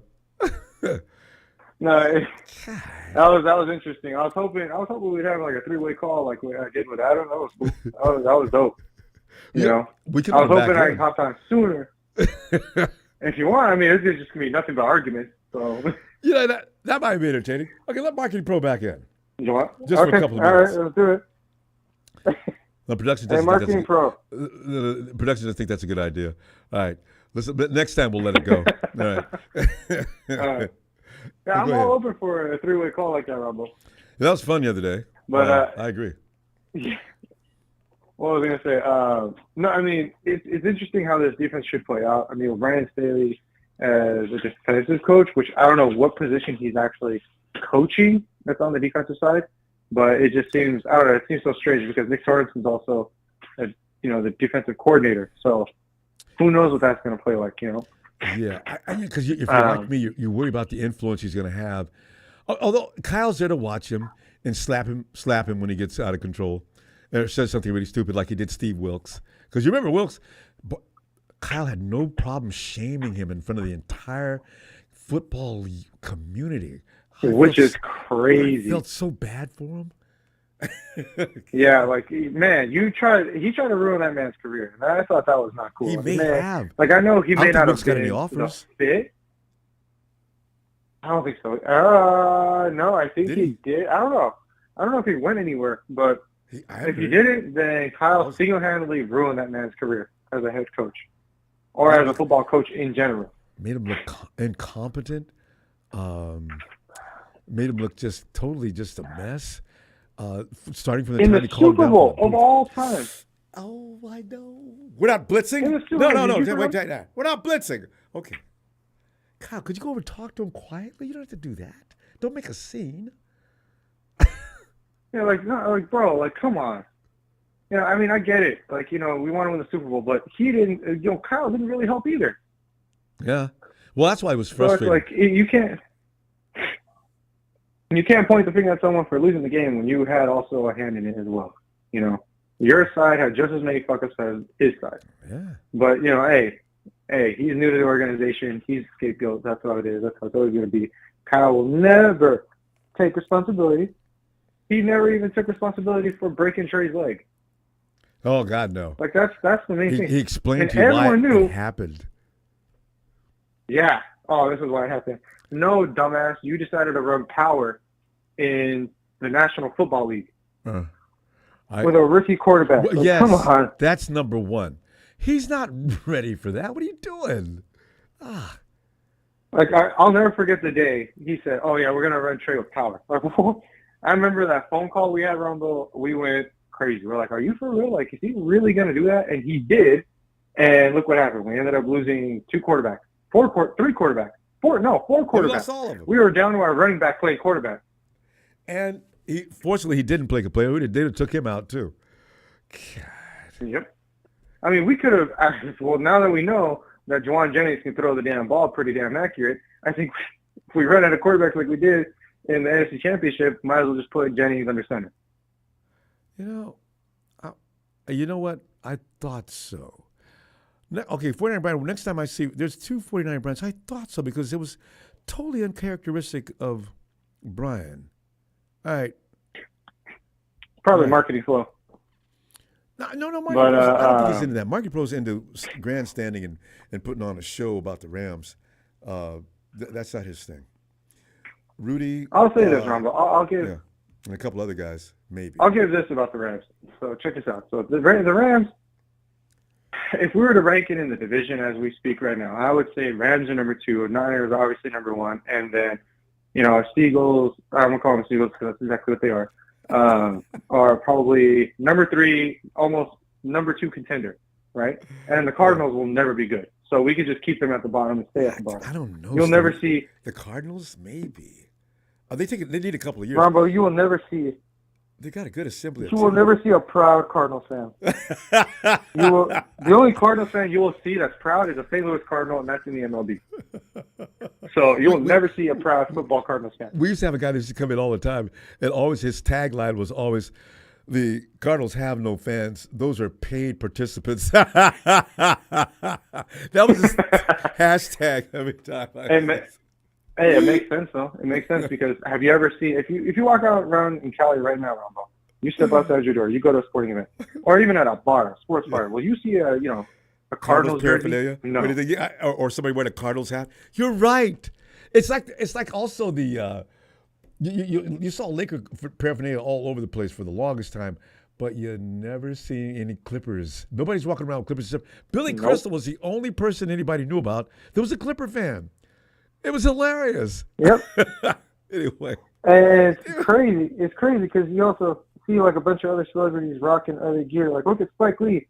Spike Lee is a diehard. What was it? Is it Mets? The Knicks fan. You know he's a dire Knicks fan. And before that, nobody knew about the Knicks. Well, nobody no, knew. But you knew damn well he repped it. But the Knicks did have a history, though. They've got a lot of history, pretty rich.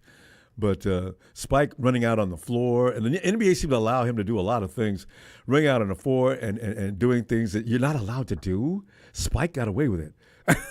So they love him in New York. He's Spike. Yeah. You know. He's Spike, man. Spike is probably one of the greatest directors of all time. But besides that, Ronbo, we're getting off track. Niners are going to look good this season. So everyone just chill the fuck out. That's all I really got to say. All right, perfect time. On paper, we look great. We'll see. All right, Steven. All right, best little Rome. Good luck with marketing. What's your little girl's name again? Charlotte. Charlotte. Rome and Charlotte. Give my best. No, Scarlet with an S. Scarlet. Charlotte with an S. Scarlet Fever. Oh, Charlotte. No. Scarlet like. Oh, Scarlet. Like Scarlett Johansson. S-C-A-R. Scarlet. Okay. Mm-hmm. Scarlet and Rome. I love the names. All right. And Mrs. Steven, too. All right, fam. See you Friday. All right, Ronbo. See you Friday. Night. Hey, yo, Ellis.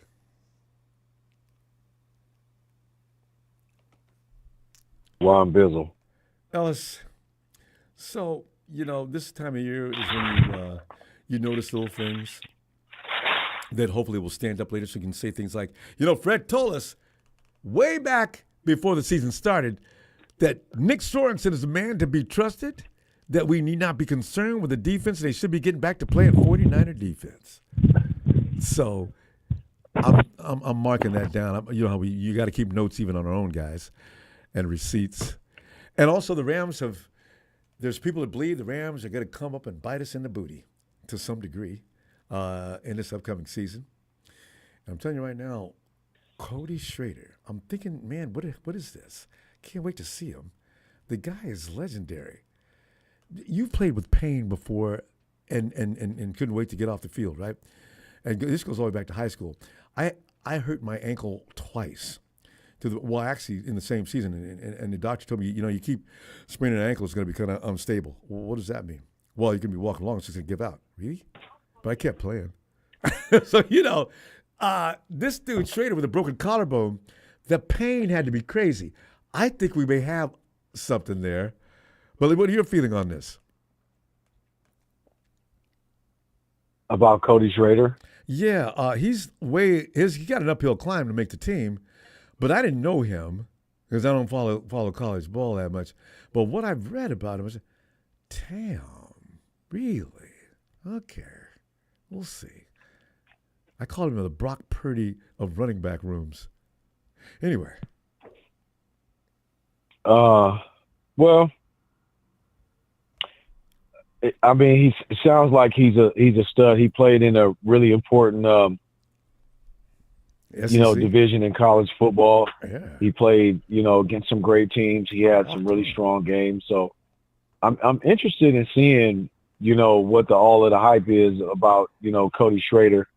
Same here. I see Isaac Guerrero, honestly, as being a really great running back for us, and I liken him to even though it's obviously early, and to compare him as such, but it's not John Connor. Who is that Connor? From running back? Green Bay. Yeah.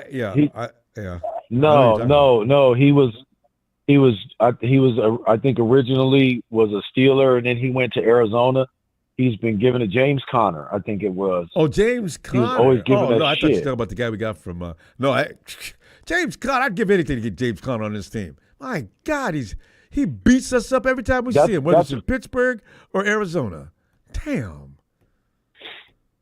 Yeah, that's what I like in him too. So hopefully, both of these guys as running backs, can be, what we've needed for these past couple of years since we let go of. Okay, wait, hold it. I think I found the fake 49er Brian.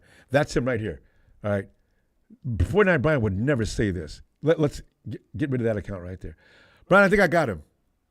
Rams have Jimmy G. No. Oh, wait. Stop. He said no defense. Okay.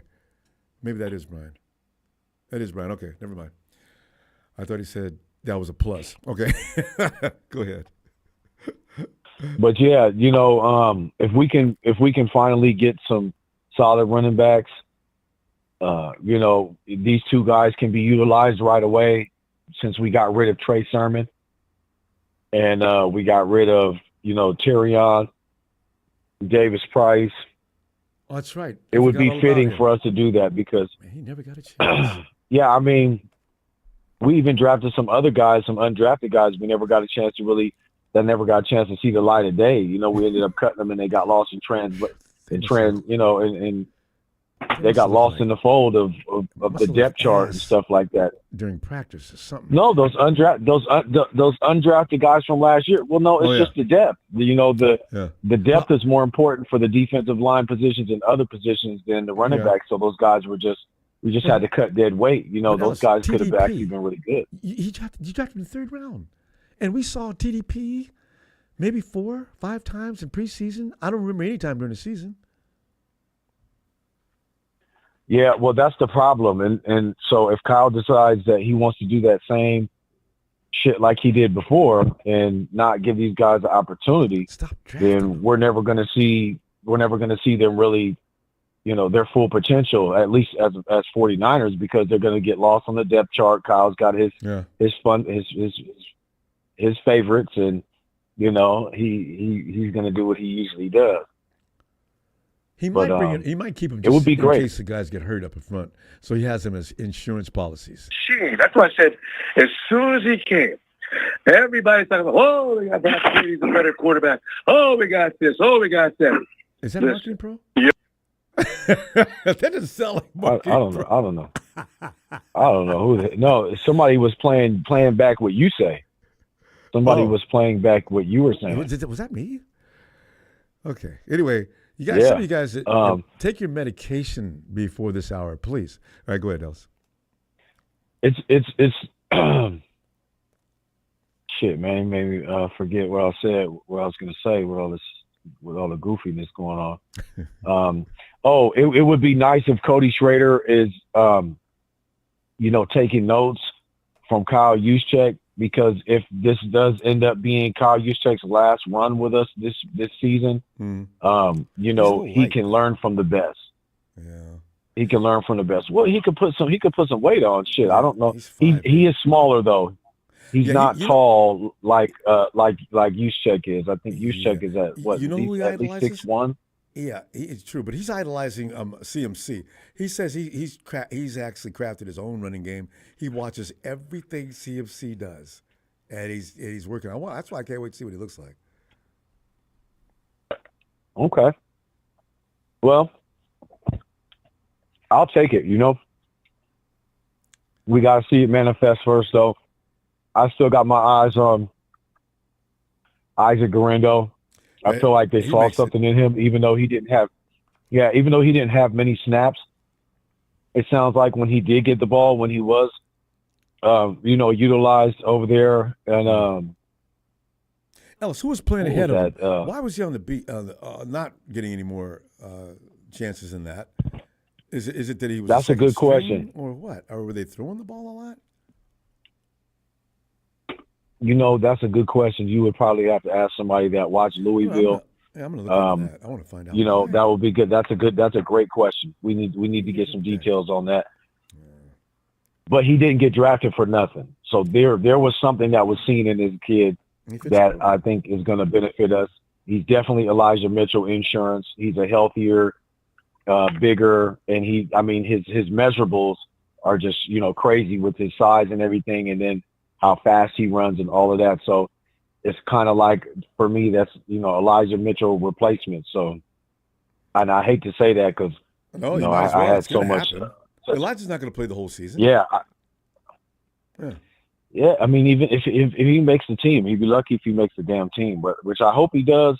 But I don't want him to come here just to be getting hurt every, other game and shit like that. Like, his career is going to be really short if he doesn't figure out what's going on with his body and really put the attention and the time into fully recovering in whichever areas that you need. Like what Javon Kinlaw did, where they did the Band-Aids and, he got the clean for this, he got his knee scoped and all this other shit. Like, no, dude, you need a full repair. Yes. You need a full repair. You need a full surgery. Get it done.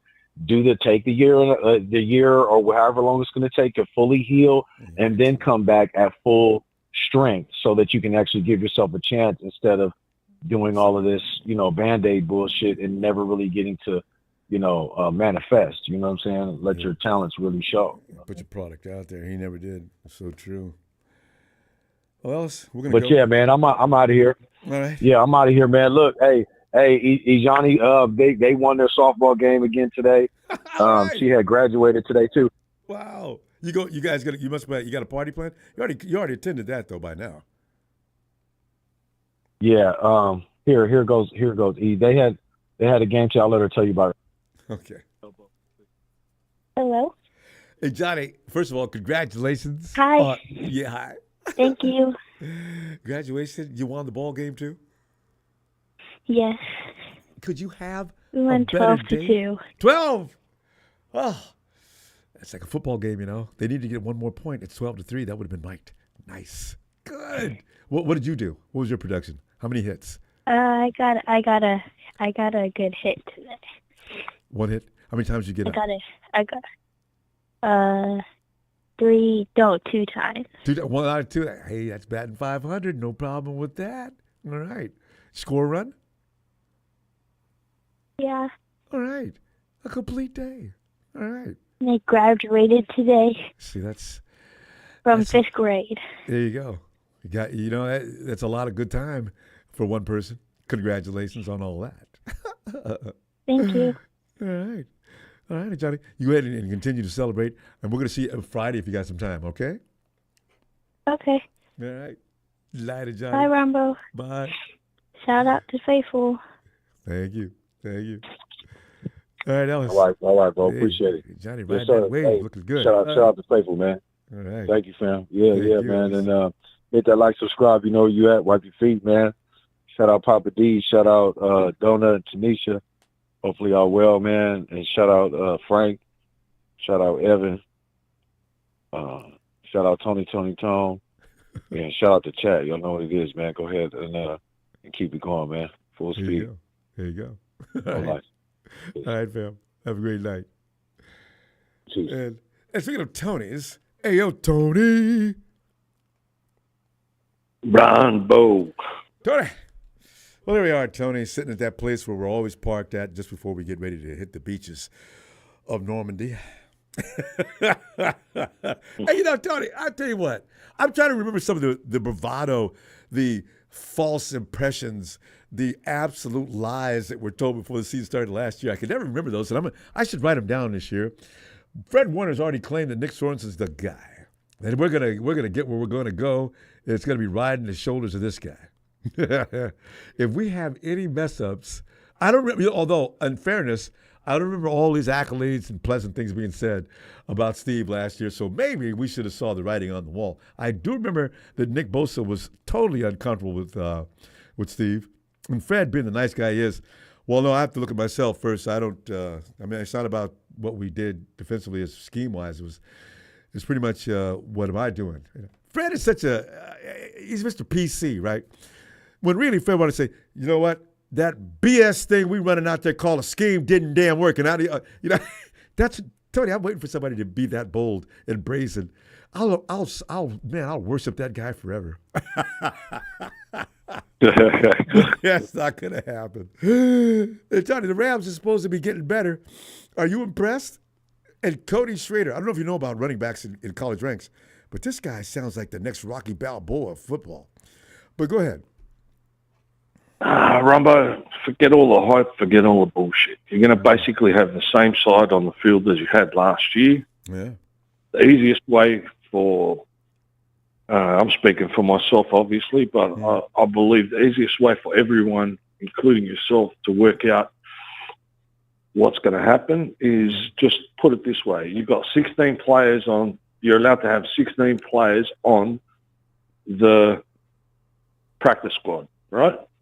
Is it 16? Because I'd never really thought about that. 16. Yeah. Okay. All right, you've got 16 players on the practice squad. So then you just put the team that you had last year, or whoever's left, on paper, and then you start position groups. Who's going to be Aiyuk's backup if he goes down? Who's going to be Kittle's backup if he goes down? Who's going to be Debo's backup if he goes down? So it's time to tell Charles. And so you don't get rid of and so forth and so forth. Ricky's right? Gonna come and then in. once you start looking at the team that way, you can basically figure out who's going to make it, who's going to not, and who's the best player to put in for the people that go down, if they go down. You know, but the biggest movement is probably going to be on the D line, probably defensive backs and O line. I mean, the O line, Ronbo, has to be addressed. You know, I mean, look at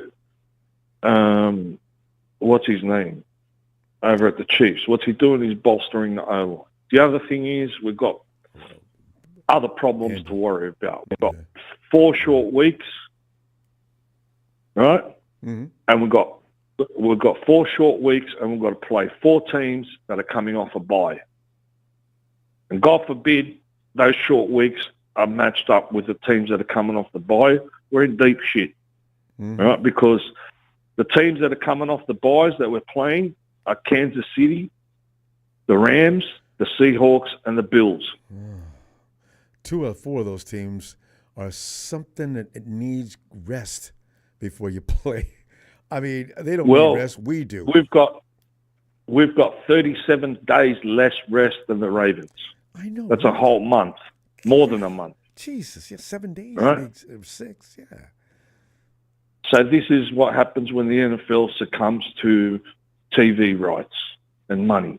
Yeah, there's some right? They don't want the shitty teams in prime time. They want the best teams and then the best team. I thought the Super Bowl champions were supposed to have the roughest schedule in the competition, not the 49ers. I don't remember them ever doing that to the Chiefs either. And you know what happened when we was it the Bengals we played when they were coming off the bye? Yeah, and they beat us up. We got annihilated. Yeah, right. Tired. Now we got 4 of those teams. AFC is the 49ers offense. It's not Brock Purdy. Purdy's the guy that's, he's got a nice beach chair. You know what I'm saying? In Cali, you ever see those cats just chilling at Newport Beach with that beach chair with a nice Corona like Snoop Dogg, those commercials? Okay. Yeah, so we've got 4 of those teams, Ronbo, this year. I know. And even the Kansas City Chiefs, that when they played last year, teams against the bye, they were 2 and 3, and teams where they had maximum rest. In the regular season, they went 13 and 3. Mm-hmm. And it's an advantage they lend those other teams, like you say, because the marketing aspect. You said let's get the 49ers in as many games around the country as we can because they seem to draw better than the home teams. I see you. And the other thing, are you going to kill us? Yeah. The other thing is, if people think Ricky Pearsall's going to play a full season, they got rocks in their head. You know what Kyle Shanahan's like. Oh. The only way you can force your way into this team is through special teams. Yeah. You've got to show yourself on special teams, and then he'll consider giving you a position. You've got to take the position off from someone. You know what I mean? So he might get. Some of these dudes might get 10 touches for the whole season or something like that, just so they can have a look at them in real game scenario. Oh yeah, they'll get in here and there. Everybody gets in here and there when you're a rookie. But as far as coming in and taking over a job, oh no, he hasn't done that one time yet since he's been with us, right? Kendrick Bourne got in because Garcon got hurt. Yeah, you don't get to take a job. We can't afford to smile and laugh and say, but McKivitz is okay and this and that. And well, we got ruined in one Super Bowl because the O-line shit itself, and we got ruined in the last Super Bowl because of the O-line. And for people that say that McKivitz is fine, he might be fine during the regular season, but we need a player when it comes to the big guns, all right? And if you think he's all right, Ronbo, try and trade him. And when the person asks you, there's a measure. When the person asks you for his stats, say he had 47 pressures against the quarterback and a shitload of sacks. All right. Now let me see you get let me see you get a draft pick for this guy. Are you going to get one? Are you going to get a 7th rounder for him? No. In fact, if you call me up asking me if you want to trade for McKivitz, I'm going to hang the phone up. So. Well, how good is he then? You know what I mean? Let's stop kissing in the wig because it's kind of coming back and hitting us in the face. Yeah. Yeah, we need to. That side of the ball needs to be addressed. But knowing Kyle, he's going to we're going all right, and then when the big game comes, the same thing happens. The O-line collapses, and we lose the Super Bowl once again. Though, Tony. And as Jalen said, he'll be known as the greatest coach that ever won a Super Bowl. The thing is, though, it was a right guard spot where Feliciano had just left. Feliciano was doing a good job there. I understand what you're saying, though. You got to have some depth. You can't just have one guy that can do it and nobody else. So, I mean, why do you think what's his name from Kansas City can bust a run Pacheco all the time? Because the O-line makes him. It creates the holes for him. Yeah. Right. And we need the O-line to create holes for people like Debo. And Shanahan needs to use Kittle in a different way this year and use check. Give him some more ball time, mate. Instead of using the dude for blocking. Give Kittle to the Kansas City Chiefs and see what happens. Oh, my God. All right, you think they're going to use him that way? So we need the O-line to free up a few other weapons, and that makes the team that much more dangerous and fearsome. Well, they've been slowly, sort of nonchalantly trying to find another tight end. Let's see if it works this year. They got a couple of guys in camp that might be able to come in and at least take some of the load off of George so he, too, can be more of an offensive weapon instead of a guy that's trying to protect the run all the time. So there you go. Anyway. It's a waste of a player like that, Ronbo. All right. Remember when we used to give George the ball all the time? I do. Remember those two dudes hanging off his visor in New Orleans? That was an iconic sight. I need that. I need a big photo of that so I can put it up on my wall. George is a waste of talent just blocking. You know what I mean? Well, in one way I do, because the fact of the matter is the run game wouldn't be as good without him. But at the same time, I want to see his production individually as well.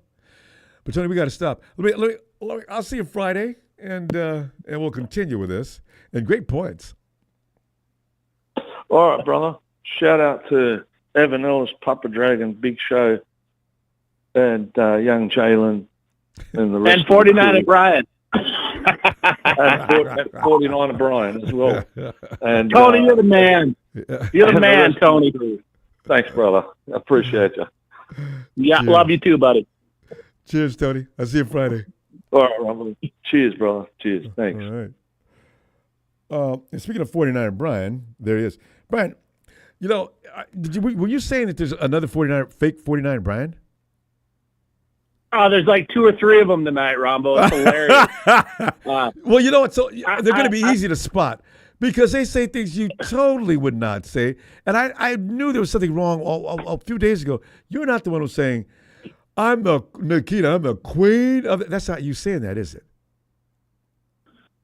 Yeah, I call her a queen every once in a while, but yeah, those guys are just. I'm getting to them, Ronbo. Yeah, I'm getting to them. They're amplifying on it and like, saying other things. Apparently, I'm an ice cream man. Ice cream 49er Brian. But you know what? I can see you enjoy that. So, I just want to make sure that, God, I got to make sure. How do I identify? No. The thing I don't like things that are so strange. Zerper, yeah. Zerper keeps saying I'm a sex offender, and that kind of pisses me off. But, Zerper, your days are coming. Why would he Just a matter of time. You accuse somebody I have no idea. That's the last thing I'd accuse somebody. I wouldn't think of that. Bizarre. Never committed a crime in my life. Never been in jail, and don't plan to be. So you guys are a bunch of clowns. I got caught for a traffic ticket. God, no. A traffic ticket I didn't pay. You don't want to go to jail. Pay those tickets. God, that was awful. Anyway, I can't even remember the last time I had a speeding ticket. Honestly, yeah. It's been years. Citizen. I love it. I try to be, yeah. But hey, anyway, enough about the clowns. They're just a joke, and I'm getting to them obviously, and I love it. But hey, Man, what is the big topic lately right now? I've been listening, and no, you've been working. Still Aiyuk, or what's going on? No, you're working the trolls. Here's what we're talking about tonight. Exactly. It's about. Listen, Sorensen is coming in, and all of us have our questions about him. Jalen put it well. It says, if Sorensen was worth, but he makes a good point in this aspect. If Sorensen was all that, why didn't Kyle Shanahan ask him to be the coach last year instead of going out and get Steve Wilks? I had to stop and reflect on that a minute. It gave me pause. Because here's the thing. Well, here he comes this year, and now Kyle Shanahan is like, threw his hands up in the air. Hey, I'm not looking around outside the facility anymore for a guy to coach in this round here. I need somebody who knows the program. Okay, well, Kyle, you know what? You could have done that last year. So this year you got Sorensen. Well, do you think, honestly, do you think he got Wilks so he could maybe show people that he's willing to hire people from out of his little inner circle? And I guess it just didn't work out, right? Maybe, but it wasn't. Because when you got your own players complaining about the guy, that's not good. Early. You know? They didn't wait. Nick was mumbling about something early on, and Fred is always Mr. Nice Guy. No, I look at myself before I look at anything else. Nick Bosa, your biggest defensive player on your team, is complaining about your coach. He was not happy. I remember that early in the season, too. And it did handicap the defensive line. I don't know what they were doing in the secondary, but we did see him playing off too far and not challenging the quarterback. If the quarterback looks downfield and sees that guy has got 15 yards between him and his defender, naturally he's going to throw. The worst example was Kirk Cousins. That night he just razor blade cut the 49ers all day. How many go, 18, 19 passes in a row? We're sitting back off the receiver. Ronbo, I don't know what Wilks was doing. He doesn't either. I mean, did we change up our defense from the year before? A lot. Is that what was bothering Nick Bosa? Well, yeah, but because apparently the formations and things they were doing before might have been mildly adjusted. You couldn't really tell from just looking at the defensive line formations, but you could tell in the secondary there were some things going on. Yeah, that were going to enable the quarterback to be a little more comfortable. There was not enough time allotted for the defensive front to get to the quarterback because he could throw the ball immediately. The people were open immediately. Yeah. And that's what they did. And then what I noticed is a lot of our corners and everything were 5 yards off a player they were supposed to be covering. That makes it easy. That makes it easy for the quarterback, yes. Too much. I don't know if it was too much man or what. I don't know what they were doing. It was weird, Ronbo. It was a strange sort of zone. And then we tried to play a little bit of a hybrid, and then that didn't work. And then finally, Kyle and Steve must have had a conversation, and our guys started playing up a little closer. I seen a couple of disguised defenses on occasion, so I said, "Okay, well, good. Now we're actually playing." And Ronbo, professional that's why defense. we were playing so soft off everyone that's why the middle was so bad. Yep. I really remember you like. We were just getting attacked, and it was just making you furious how we were just getting run on through the middle. I mean, because guys were 5 yards off everybody, and it looked like a bottleneck because now your wide nine situation. It was just weird. It doesn't work. And Fred was I'm late never on a big fan. Yeah. I'm sorry. I didn't mean to interrupt you. No, go ahead. I was never a big fan of the Wilks hiring anyway to begin with, but hey, Kyle I think just did it to because Wilks is not a bad coach. He's not a bad coach at all. He just has a different philosophy from what I think Kyle wanted to do. Wait. Hold on. I think I got it. Okay, here. This guy. That's one of the fakes. Okay. Let's let him out of here right now. Okay. The real life sex offender one? Yeah. That's that guy. I know that's not you. But, guys, I do appreciate you making it easy for me. All right. Say goodnight, 49er Brian Jr. All right, go ahead. Ronbo, hey, I just want to tell you, I'm sorry, too, for all these bozos that come in here. I obviously get to them, and I don't mean to cause you or production any problems, but, I take it to them. I won't have them harassing. Like Zerper, he's always going after Nikita and that clown Ramilia that's in here. He always attacks Cherise. Yeah. They're just a bunch of punks. Yeah, Zerper, right now, I haven't had a problem with you in here, but you're gonna have to watch it. You got to watch it. I'm telling you, if you want to hang out here, you're gonna leave Nikita alone. All right, go ahead. Yeah, and we got a fake Chris Hansen in here again. Yeah, I know. Yeah, right? it's just yeah, yeah, it just never ends. They go after the guys that are get to them that they just can't seem to get out of their heads, and it's so wonderful.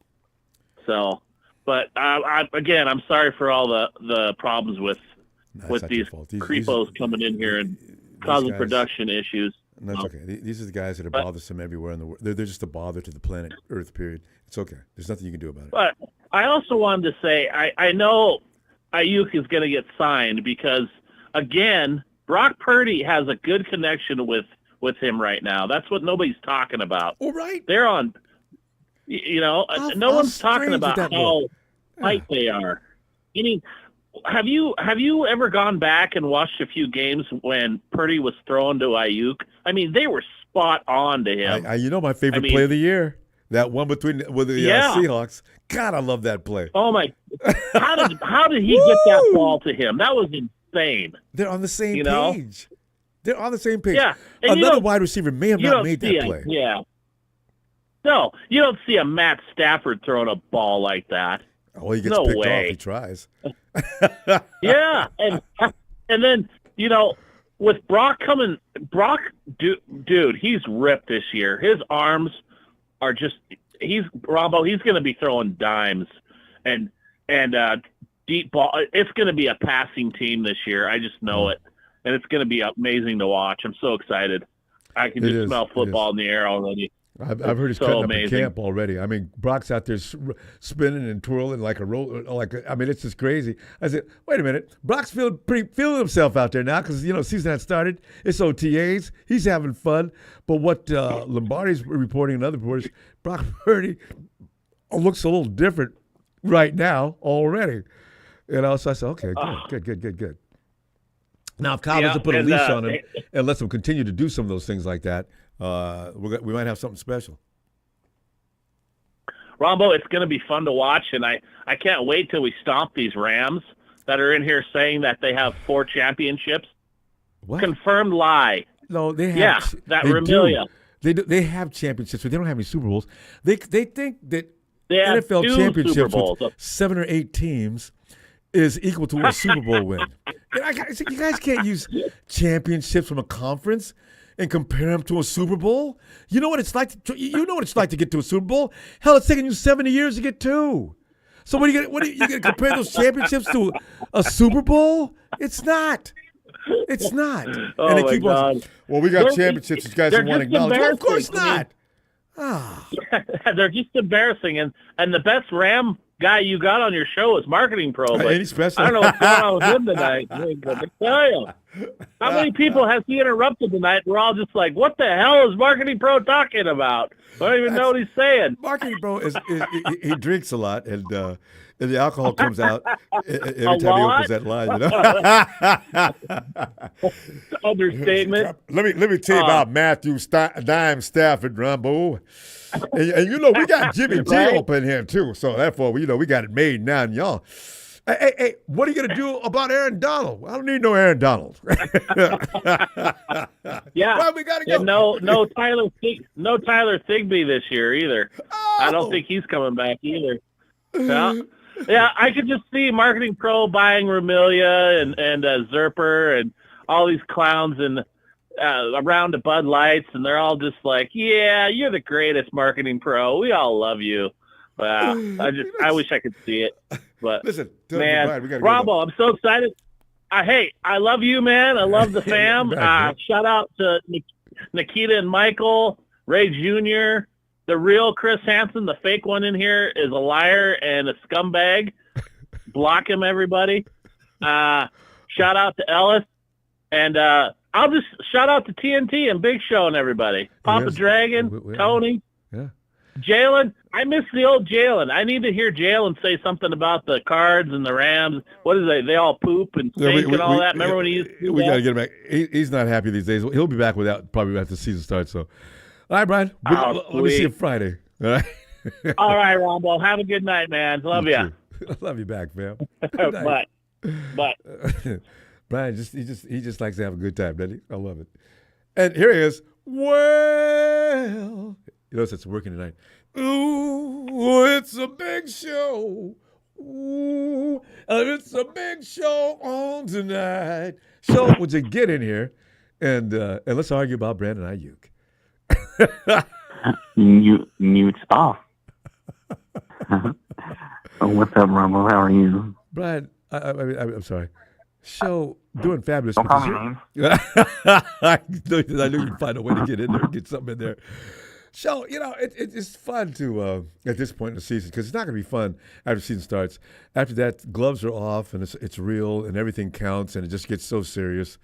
So, But right now, it's just, I'm looking at Fred Warner. I always love Fred. Fred's one of the best guys on the press conferences and everything else. Fred comes in, big, strong, gorgeous-looking guy, and big smile, and he handles every last question perfectly. Fred will never incriminate himself, or he'll never say anything bad about anybody. It's amazing. So he didn't say anything bad about Steve Wilks. The man you all made fun of me for even daring mentioning on your program. Which one? Of selecting him over Fred Warner. over Terrell. What was it? Yes. What was it that we were arguing about? Terrell Edmonds and who else? And we were talking about defensive edges, and you wanted nothing to do with any defense. Period. You wanted something else. There was an offensive player I think you were interested in. Line. I wanted offensive line. I think you wanted that year. That was 28. You wanted one of those point scoring people, one of the sexy picks. Was it a wide receiver or something? No, you don't. You and I agree on wide receivers. No. It was off. It was offensive line that year because that was the year we drafted McGlinchey, 2018. But I wanted Colton Miller that year and Will Hernandez, the guard and tackle. That's right. And I wanted defense, I think. I said, we still got to abolish that defense, man. You're not going anywhere. I said, we need a linebacker. I don't know what. Reuben Foster was gone? Reuben had just left, didn't he? I said, you know what? We need to get a linebacker to fill that spot. And then you mentioned Fred Warner. Who? I still remember. Who? Fred Warner? Jesus, what a mistake I made that day. Fred Warner is one of the best linebackers we had. Since Patrick Willis. Mm-hmm.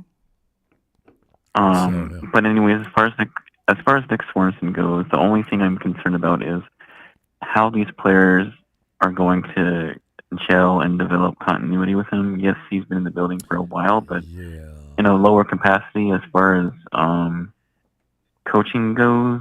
He wasn't organized. Because they look sloppy.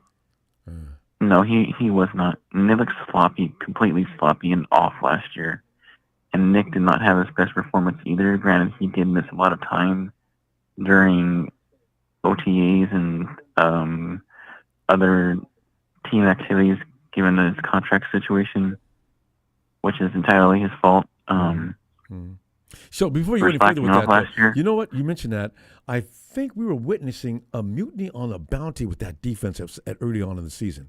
I think that some of them had resigned themselves to expose that defense for what it was to them, and they did a good job at it because they were getting their ass handed to them.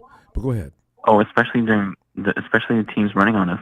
We were looking like before we had DeForest Buckner on our team. We had to draft that year before we drafted Solomon Thomas, and we drafted him because we were trying to do something about the run against the 49ers when people set records against us the year before. Man. Mm-hmm. And so hopefully that issue fills up really quick with Nick Sorensen. But on the bright side, I am excited about the depth that we signed on defense. Leonard Floyd and the two corners that we picked up in free agency, Brock Houston and how do you pronounce the other guy's name? How do you pronounce the other guy's name? You know what? I try. Yiddim? Yadin or something like that. I don't know. D-O-M. Anyway, we know who we're talking about. We'll go ahead. Mm-hmm. Yeah, but there's bright side there. That's almost equivalent to, I think, when we signed Samson Ebicon and who was the other ones that we had on the team? The one that went on the other ones that we signed along. Yeah, went on a tour, and I liked him coming out of college too. But yeah, you feel that strongly. But I believe I believe the depth this year is equivalent to that of when we signed Ebicom and I can't remember the other guys that we had on the depth chart that year. From the Raiders, right? Yeah. I know what you're talking about. But anyway, yeah. Yeah, and as far as the Aiyuk situation goes, I'm on record and on here and stating and saying that he's not going to get longevity money after this year, and it's the guaranteed money that's really holding them both back. Like they're not going to be. He wants a contract equivalent to Amon-Ra St. Brown. In the first 2 years, Amon-Ra St. Brown. St. Ross contract is comical. He gets a little bit of money guaranteed. That's it. They could get rid of him next year. No, his guaranteed money in the first 2 years is $34.66 million. That's pennies. And that's exactly what Brandon Aiyuk wants. And Brandon Aiyuk wants more than that, I guarantee it. If the 49ers could get away from that with that guaranteed money, they'd pay him in a heartbeat. They'd be turning cartwheels after the agent left all over the office, popping champagne and everything else. He won't yield for that. I promise you it's going to be more. Oh, yeah, and then I'm strongly starting to believe that I don't think he's going to be a part of the 49ers in the near future after this year, because you got to look at the there you go, Charles Amenu. There you go. Yeah. Thanks, Nick. That's right. Amenu was a beast. Okay, go ahead. Oh yeah, him and Samson Ebicon were really good together. That pairing was excellent, and I believe Leonard Floyd would really he's going to be better in a minute. Uplift Drake Jackson and help him out, because I don't want to lose Drake Jackson because we spent a high draft pick on him, and losing depth on the defensive line is not good. I agree. But back to Brandon Aiyuk. I liked him for a long time too. The 4 years he was with us, but bands don't stay together forever, Ronbo. Like the Beatles broke up. I was thinking about them too. Hootie and the Blowfish broke up.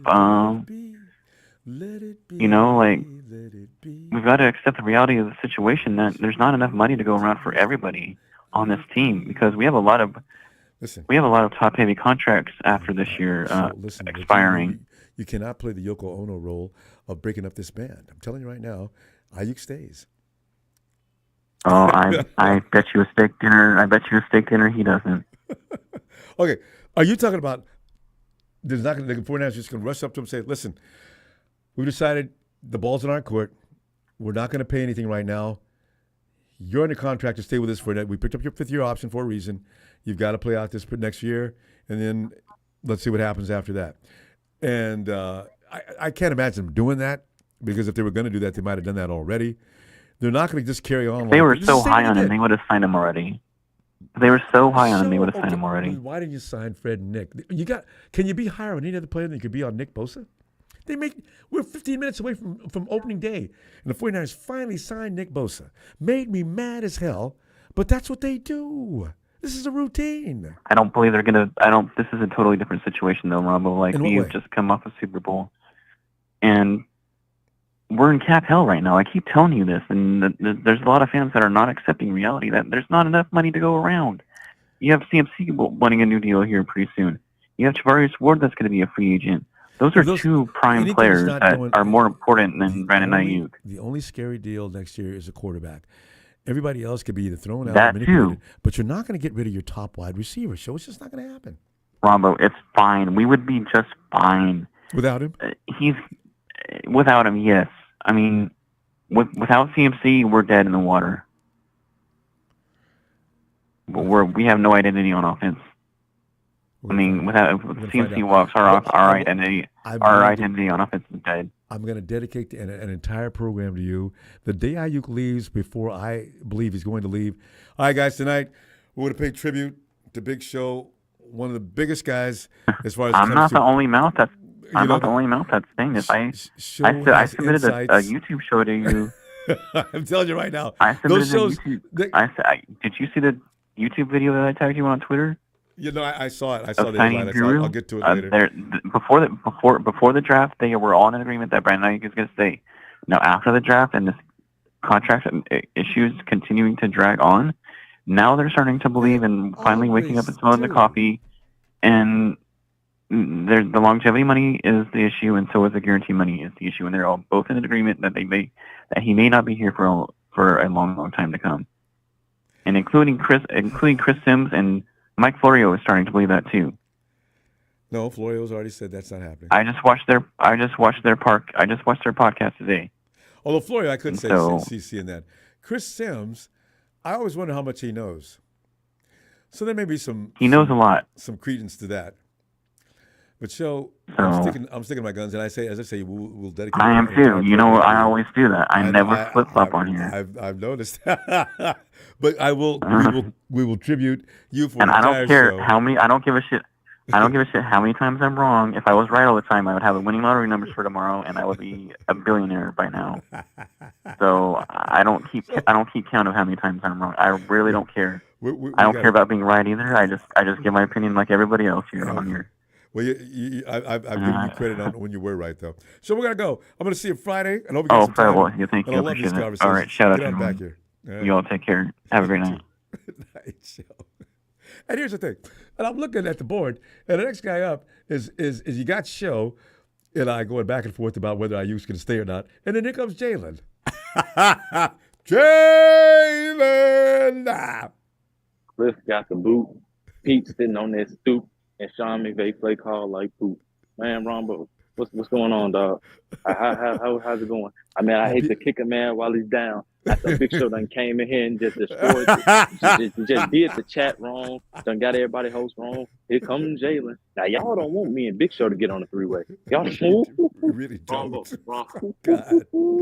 Y'all don't want that. Big Show, they don't want that. They don't want that. No, But you guys, WWE, you guys would dominate. Hey, but yeah, Jalen, man, this is like Undertaker and Kane, man. It'd be terrible. Jalen, I understand. We want to thank you for coming in and giving us that fun Jalen rant that you always do before you start. That was requested earlier, as you know. Yeah, by 49. Oh yeah, 49 Brian. Yeah. Brian, you know, I'm sorry, Brian. You know, I'm sorry that you've been seeing your nephew, your young 49er fan out of character, man. I'm sorry that I've been like this. But y'all I've been telling you about that for a long time. time. Y'all gotta understand how I feel, man. Man, I've seen 3 Super Bowl losses, y'all. I'm 23. I've seen 3 Super Bowl losses. Can I just have a little bit of compassion? A little bit. And the bad thing about it, you had just been a teenager who had great expectations. You had already heard about the 49ers. And then they come in there and disappoint like that 3 times. Yes, Jalen, Ronbo. It's going to get And better. then you got to remember the NFC Championship. Ronbo, I remember that NFC Championship loss against the Giants. I remember that NFC Championship loss against the Seahawks.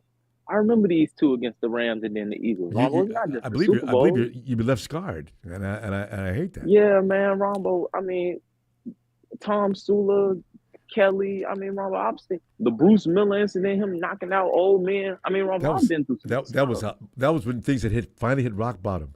What? And they showed the camera, and they had some kind of closed capture or some kind of camera somewhere, and he's running up and down, talking to himself. And Bruce just completely lost his mind. I said, "What? Bruce Miller's one of my favorite players. What's wrong with you, Bruce?" Oh, so yeah, we went through a lot of stress being 49er fans. It's crazy. Remember the incident by the pool with them 2 linemen dragging that lady upstairs and then come back down? It just one thing after another. How many domestic violence things have we had? They came out and Reuben Foster's got an automatic weapon laying on the bed in his house, and the police caught that after the lady already called in and said he's out here beating me up. I said, you know what? I tell you what. One more time, one more somebody. Come on, man. Come on, you guys. Pull it together. I got Aldon Smith, could have been one of the greatest defensive ends of all time. He can't find his brain to put it into his body so it could control his body. I mean, come on, Aldon. What are you doing? Oh, it's been rough. Whew, man. Anyway, I'm through. Yeah. I mean, it'll get. I want to say it'll get better, Ronbo, after seeing 3 Super Bowl losses. You want to hope, but the more and more you hope and get your hopes up, it's gonna it just hurts each time. Don't come too between lofty expectations. But you have a right to ask for a Super Bowl though, because this team is too good. Yeah, Ronbo. Like I said, if Kyle was getting us here with a top 15 roster, a top 20 roster. It's better than that, though. Jalen, did we lose you?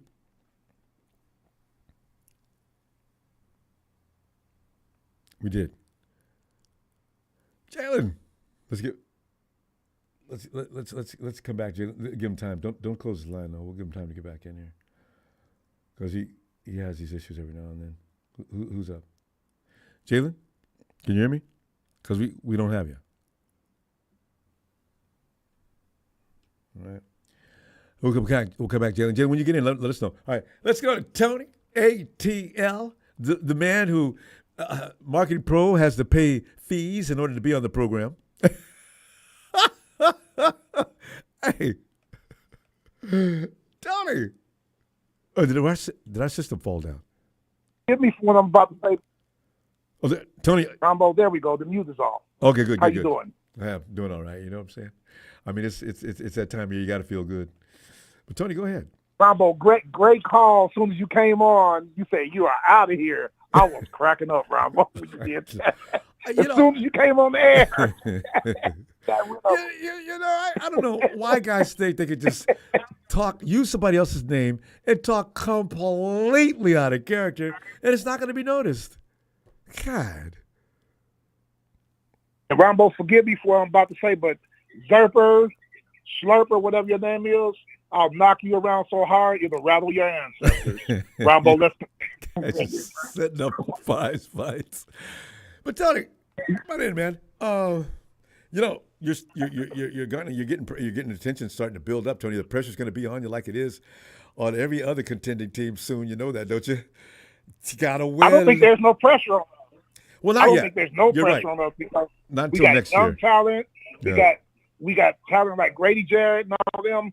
Ronbo, this draft this year, we drafted 3, 4 defensive ends and a 3-4 defensive nose tackle, and they're going to be third string because we got Kadavius Street, we got Taquan Graham, and we got Eddie Goldman as the nose tackle. So we are deep on the defensive line. We are deep with our linebackers now. I would like to pick up another corner, though. We're fine at corner, but I'd like to pick up another one, like Stephon Gilmore. Hey, Gilmore has not been signed yet. You know who else hasn't been signed? That prime time safety. From Denver. I can't think of his name. Yeah, he still hasn't been signed yet. He'll get signed after the cut, because now because teams know he's going to want a lot of money. But after that, he'll be desperate, and whoever gets, I don't know how they're going to prioritize picking people up after the cuts are made, though. I imagine the Panthers will have first shot at him. Do they start that designation as soon as the season starts? Or after the cut? Because that's when they get picked up. I don't know, but yeah, I couldn't tell you. I think that the reason why that safety hasn't got signed, he wants too much money, man. You gotta come down. Well, he's off your high horse. Your best years are behind you. What's that defensive end that every year ends up going to another team because he's Clowney? Yeah, he's going to become the next Jadeveon Clowney. Clowney's played for every team in the NFL almost. I think the 49ers offered him 1 year, but he went somewhere else because the money was better. Jadeveon could never get paid. And remember how you and you say you take him, but he's got to take a proven deal. And I wanted to remember Yannick Ngakoue last year. He's free, and you know this ain't none of us talking about him now. Hey, is he free again? I guess he's free again. Yep. These guys got to realize. I don't even talk about them now. Show production. Stop crying about money and how much you think you're worth. Show how much you're worth. Yep. Justin Simmons, Ronbo. That's that free. That's Simmons that we were talking about. Yes, Simmons is going to be he's going to join this Jadeveon Clowney. What's that other guy you just named? How do you pronounce his name? The other defensive end. Yannick Ngakoue. Yeah, he's going to join that group. I imagine there's a couple of more out there that are good football players, but they need an agent that can sell their goods, because I don't know what they're saying to people to turn them off so easily, but they become almost you just don't want to touch them. They're like radioactive. So. Yeah, Justin Simmons, I was just looking it up. He's only 29 this year. I thought he was older than that. I didn't know he was that It's old. got to be the money. He was a guy that came in and was supposed to be the George Kittle stopper. I didn't know he was 29. He must have came into the league kind of late. And I didn't know that Bryce Young, the first overall pick of last year's draft, the quarterback of Carolina, he had a neck procedure done early, I think in February. I didn't know that. I just found out about that today. Tony, you know what? We should have known that. How hard they hit his little body. He's not that big, and he needs some offensive line protection. He looks like a little kid. Yeah. Yep.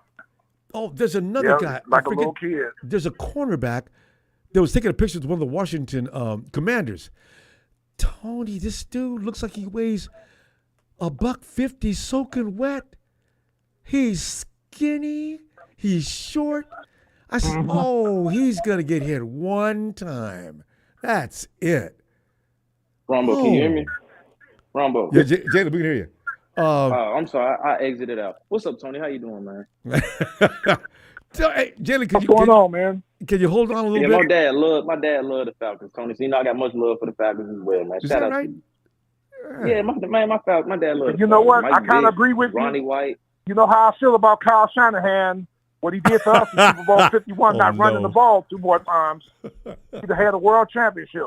I know. That game was yours, Tony. I'm going to give you your time, though, Tony. I'm yeah, Ronbo, you know you see. No, I'm going to come back to you. Okay. Tony, go ahead. Hey, Ronbo, but Ngakwe may get picked up by New Orleans because their situational pass rushers, defensive end, I can't pronounce his last name. He tore his ACL today. Oh. He had 9 sacks last year. God, I hate to hear about the ACL. Me too. I don't care who it is or what team they play. Even the Rams or the Hawks. If they got to play the torn ACL, I'm feeling that. I hate that. God, that's bad. Yeah, I don't like to see nobody get hurt. I don't like to see nobody get hurt. Like in the Rams case, and the Cowboys case, with their quarterbacks, I like to see them get benched after throwing too many picks. Because that's what's going to happen. You're right. The Cowboys get beat. I heard Trey Lance did good at OTAs, Ronbo. What? I saw Trey Lance in the interview. Yeah? And I saw another interview. They said Trey Lance was doing good in their OTAs. I'm like, uh-oh. Let him take Dak's job. I'll have to go to the hospital for ribs being broke from laughing so hard. I'll never get over that. I said, Dak, you're running around there talking about, well, we've got to get better. I've got to get better. And we've got to come together as a team. And meanwhile, you got CeeDee Lamb on this hand. I did everything I could do. And also Mika, man, we did our job. Mika, what are you trying to say? And then, like I told you what he said last week, he said, I don't play for money. Dak, I know. said that. I'm like, here we go. Here we go. We're going to give up some of that $50 million then if you don't play for money. Give some of it back. Right? God. Unbelievable. These guys, man. That's all right. Tell the truth. Picks are coming. Or blame somebody. Picks are coming. Stafford. Yep. Picks are coming. So I'm not even worried. Ronbo, I might have mentioned this to you. I might not have. Somebody in the chat, GM617. And I said, yeah, I said that to Ronbo a few shows ago. Ronbo, Indianapolis is going to be good this year, Ronbo. They're going to be the surprise team of the AFC. You know, watch what I tell you. They've actually been good ever since that running back put on a pair of shoes over there. They seem to self-destruct. He's my favorite running back, Jonathan Taylor. I wanted us to draft him. Man, I love Jonathan Taylor. Can't stop him once he gets rolling. So they should have been doing better defense. Too. And yes, they got a defense. That's why I like Indianapolis. Their defense is good. What's that linebacker's name in Indy? They got players that I know, but a lot of people don't know them. But I know who they are. Well, because you played, Matty Stafford went over there. I mean, you not Matt Stafford, but Matty Ryan came over there, and you started focusing in on him. What's that linebacker's name, though? He's gone, I think. The All-Pro. Indy, yeah, right. He's gone. I think he's done because he went to Dallas. He went to Dallas and didn't do nothing last year. What is that guy's name? Shaq Leonard? Shaquille Leonard? No.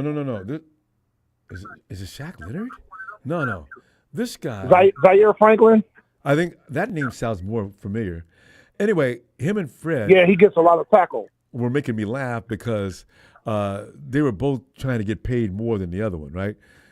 And also when Aaron Rodgers said, "Yeah, this guy Fred Warner is probably that's got to be the best linebacker in the game," and the guy over in Indy took exception to that statement.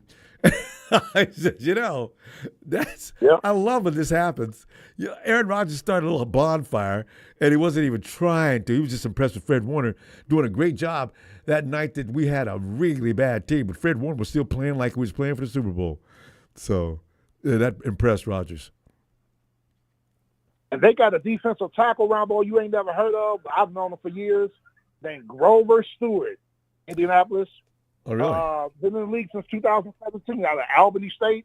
Ronbo, he should have made the Pro Bowl a couple times. He plays next to DeForest Buckner. Why do you think Buckner's getting a lot of sacks in Indianapolis? He's got somebody to take that pressure off so he can work. Grover Stewart's doing all the dirty work. He's doing all the dirty work. He's stopping the run. He's a good defensive tackle, too.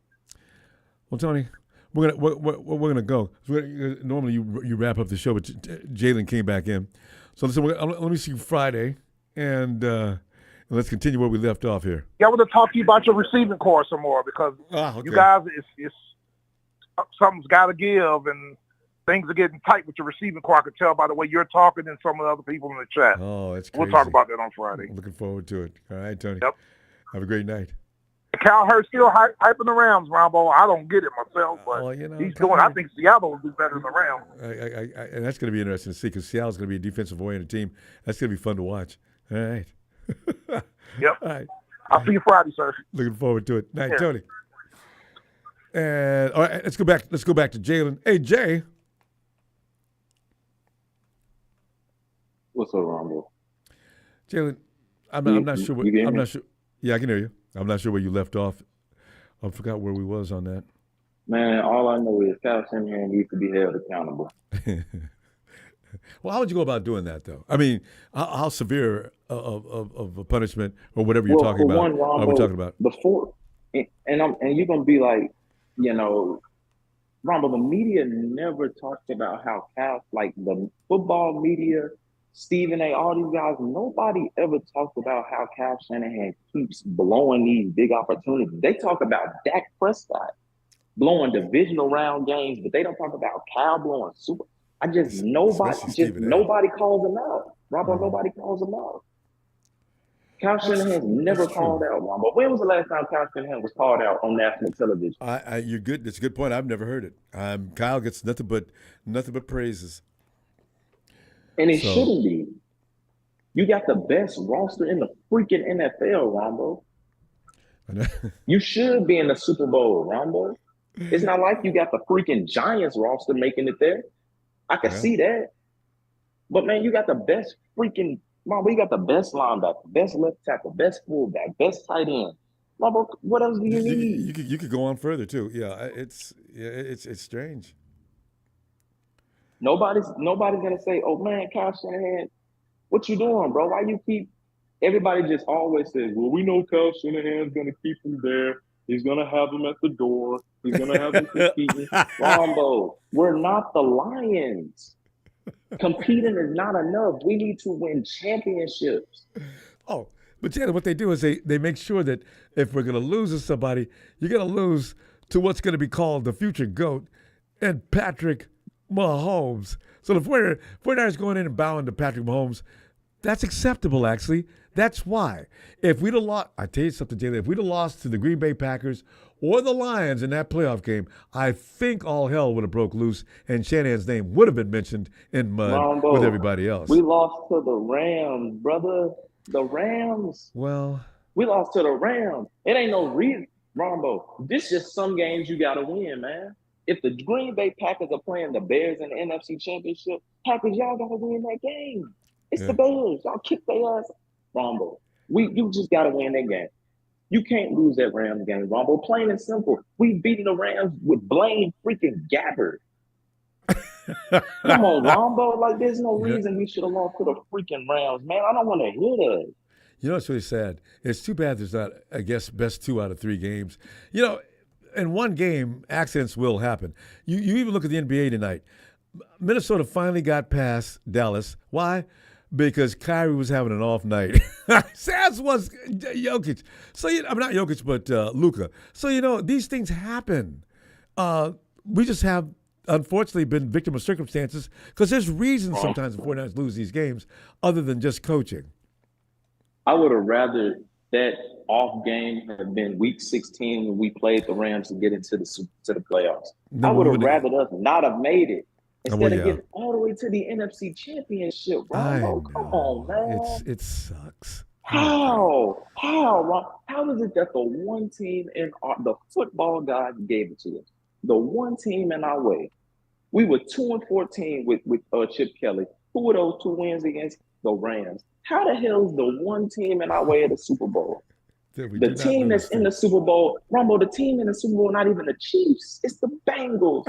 How the fuck do we lose to the Rams, man? I'm not trying to cuss at you, Ronbo, but how do you can't defend Kyle for losing that Rams game. Y'all can't defend him for that. It's the freaking Rams, y'all. But I do blame about 3 people, and Kowalski and Jimmy.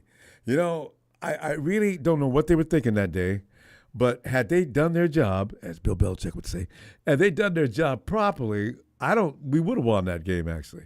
And Jimmy, that shot at OBJ revenge tour that you were on that particular moment, that was uncalled for.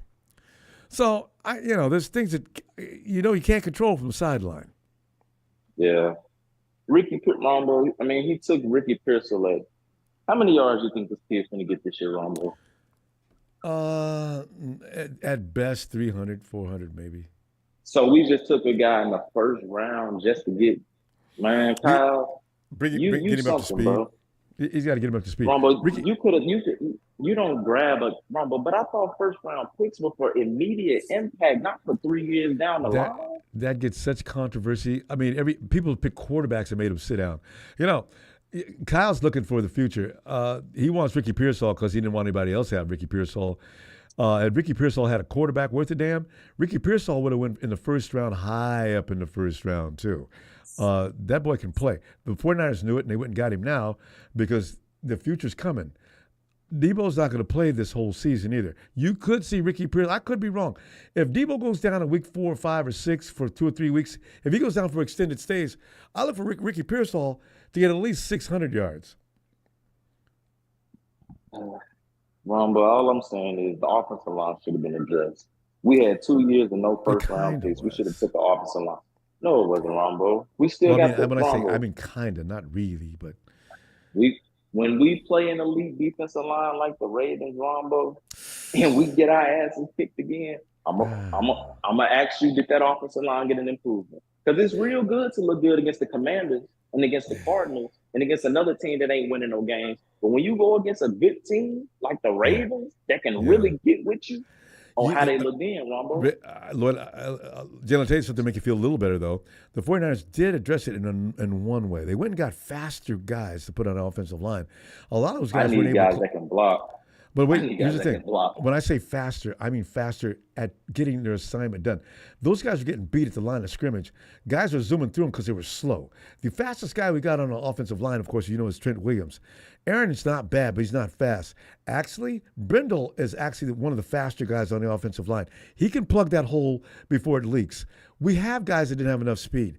That's one of the reasons why they picked up Pooney. Pooney's an athlete, an extraordinary athlete. Do you know Pooney can run less than a 5 flat?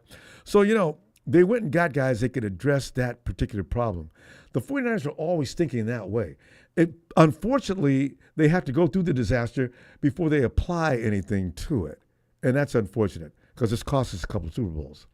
It's cost us multiple, Ron. We should have, Kyle should have at least, in his career, he should have 3. But with us, at least 2. Yeah. At least 2. At least 2, Ronbo. No argument.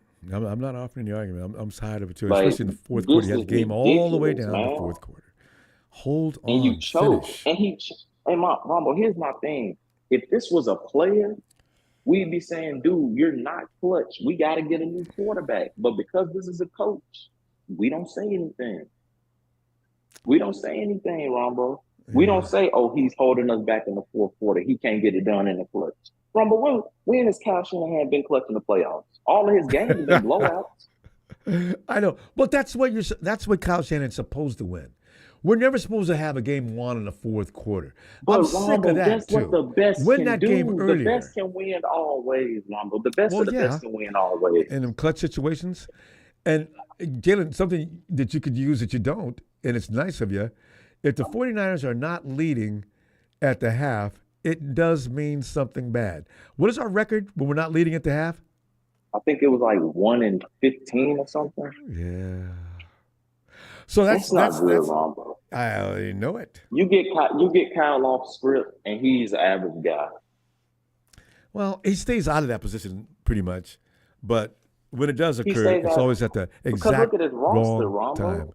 Look at his roster. You can just go out there and beat up guys because you got better guys. If you can give Kyle Shanahan an even roster to everybody else, he's not doing this stuff. You got to attribute that to him and Lynch, though. They built that team, so you know. He did, but he can't win with it for some reason. He built it, but can't get it done. You can beat up on sorry teams, but you can't get it done. Jen, this is probably not in your generation, but I don't know if it happens anymore. But guys used to work on cars when I was a kid, and working on his kid because he was road street racing, and spent all the time. He ain't got no time to talk or hang out or nothing like that. He's working on his car, and then get his butt beat in a street race. Hand over the pink slip. I've seen that twice. And I couldn't stop laughing. You know, Fast and Furious, you've seen those movies, right? Yeah. That world really did exist. Guys be talking trash, thinking they got it made. He built that engine. I got this, I got that. I mean, you ain't gonna beat me. I got a Hemi on here that ain't gonna quit. You know, gets in the car, sitting there looking like Rome, looking over at the dude's car, talking about, man, you really want to do this? Bam! Sting off and lost the keys. God. Yeah. So that's Kyle Shanahan in one sense. He built that team, but sometimes he doesn't know how to drive. And I'm thankful. And I'm thankful for that, Ronbo. Like, we don't give Jimmy Garoppolo credit for really, Ronbo. He needed Jimmy. If Jimmy doesn't, Ronbo, he needed Jimmy. If Jimmy doesn't show up, Kyle's probably not here. So we have to give our credit to Jimmy. He really brought us out to life. I did. I keep reminding people because I don't know if CJ was ever going to get that much better. No, hell no. Oh, no. Jimmy just had that it factor, Ronbo. Well, early on in his career, before Kyle Shanahan sat him all the playoffs and decided to make him throw the ball in the Super Bowl and destroyed his confidence. Yeah, before then, Jimmy G just had that it factor. But, you know, Kyle Shanahan, he killed Johnny Manziel's, his confidence. He killed RG3's confidence. He killed Jimmy G's confidence. He killed Trey Lance's career. He's a quarterback killer, whatever. Trey Lance. Johnny Manziel, RG3, Trey Lance. Wow. But you don't fit Johnny, but Johnny was lazy. I heard even at Texas he wasn't going to practice. Johnny Manziel, he doesn't need to play football. He doesn't need money. He comes from a very rich family. But that's neither here nor there. He's out of the league anyway.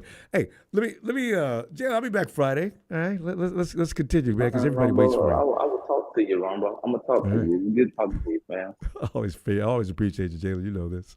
All right, I'll see you Friday. See ya. There's Jay. Anyway, fam, we're gonna call it a night. I'll tell you what I'm gonna do. I'll be back Friday as we always do. Fam, listen, thanks for the contribution tonight. Big show. Also, please remember to subscribe so we can notify you when we get ready to do this again. And we do it at least 3 times a week and maybe 4 going into the season. It'll pick up. Fam, hit like, please. I like likes. I like those. See you Friday.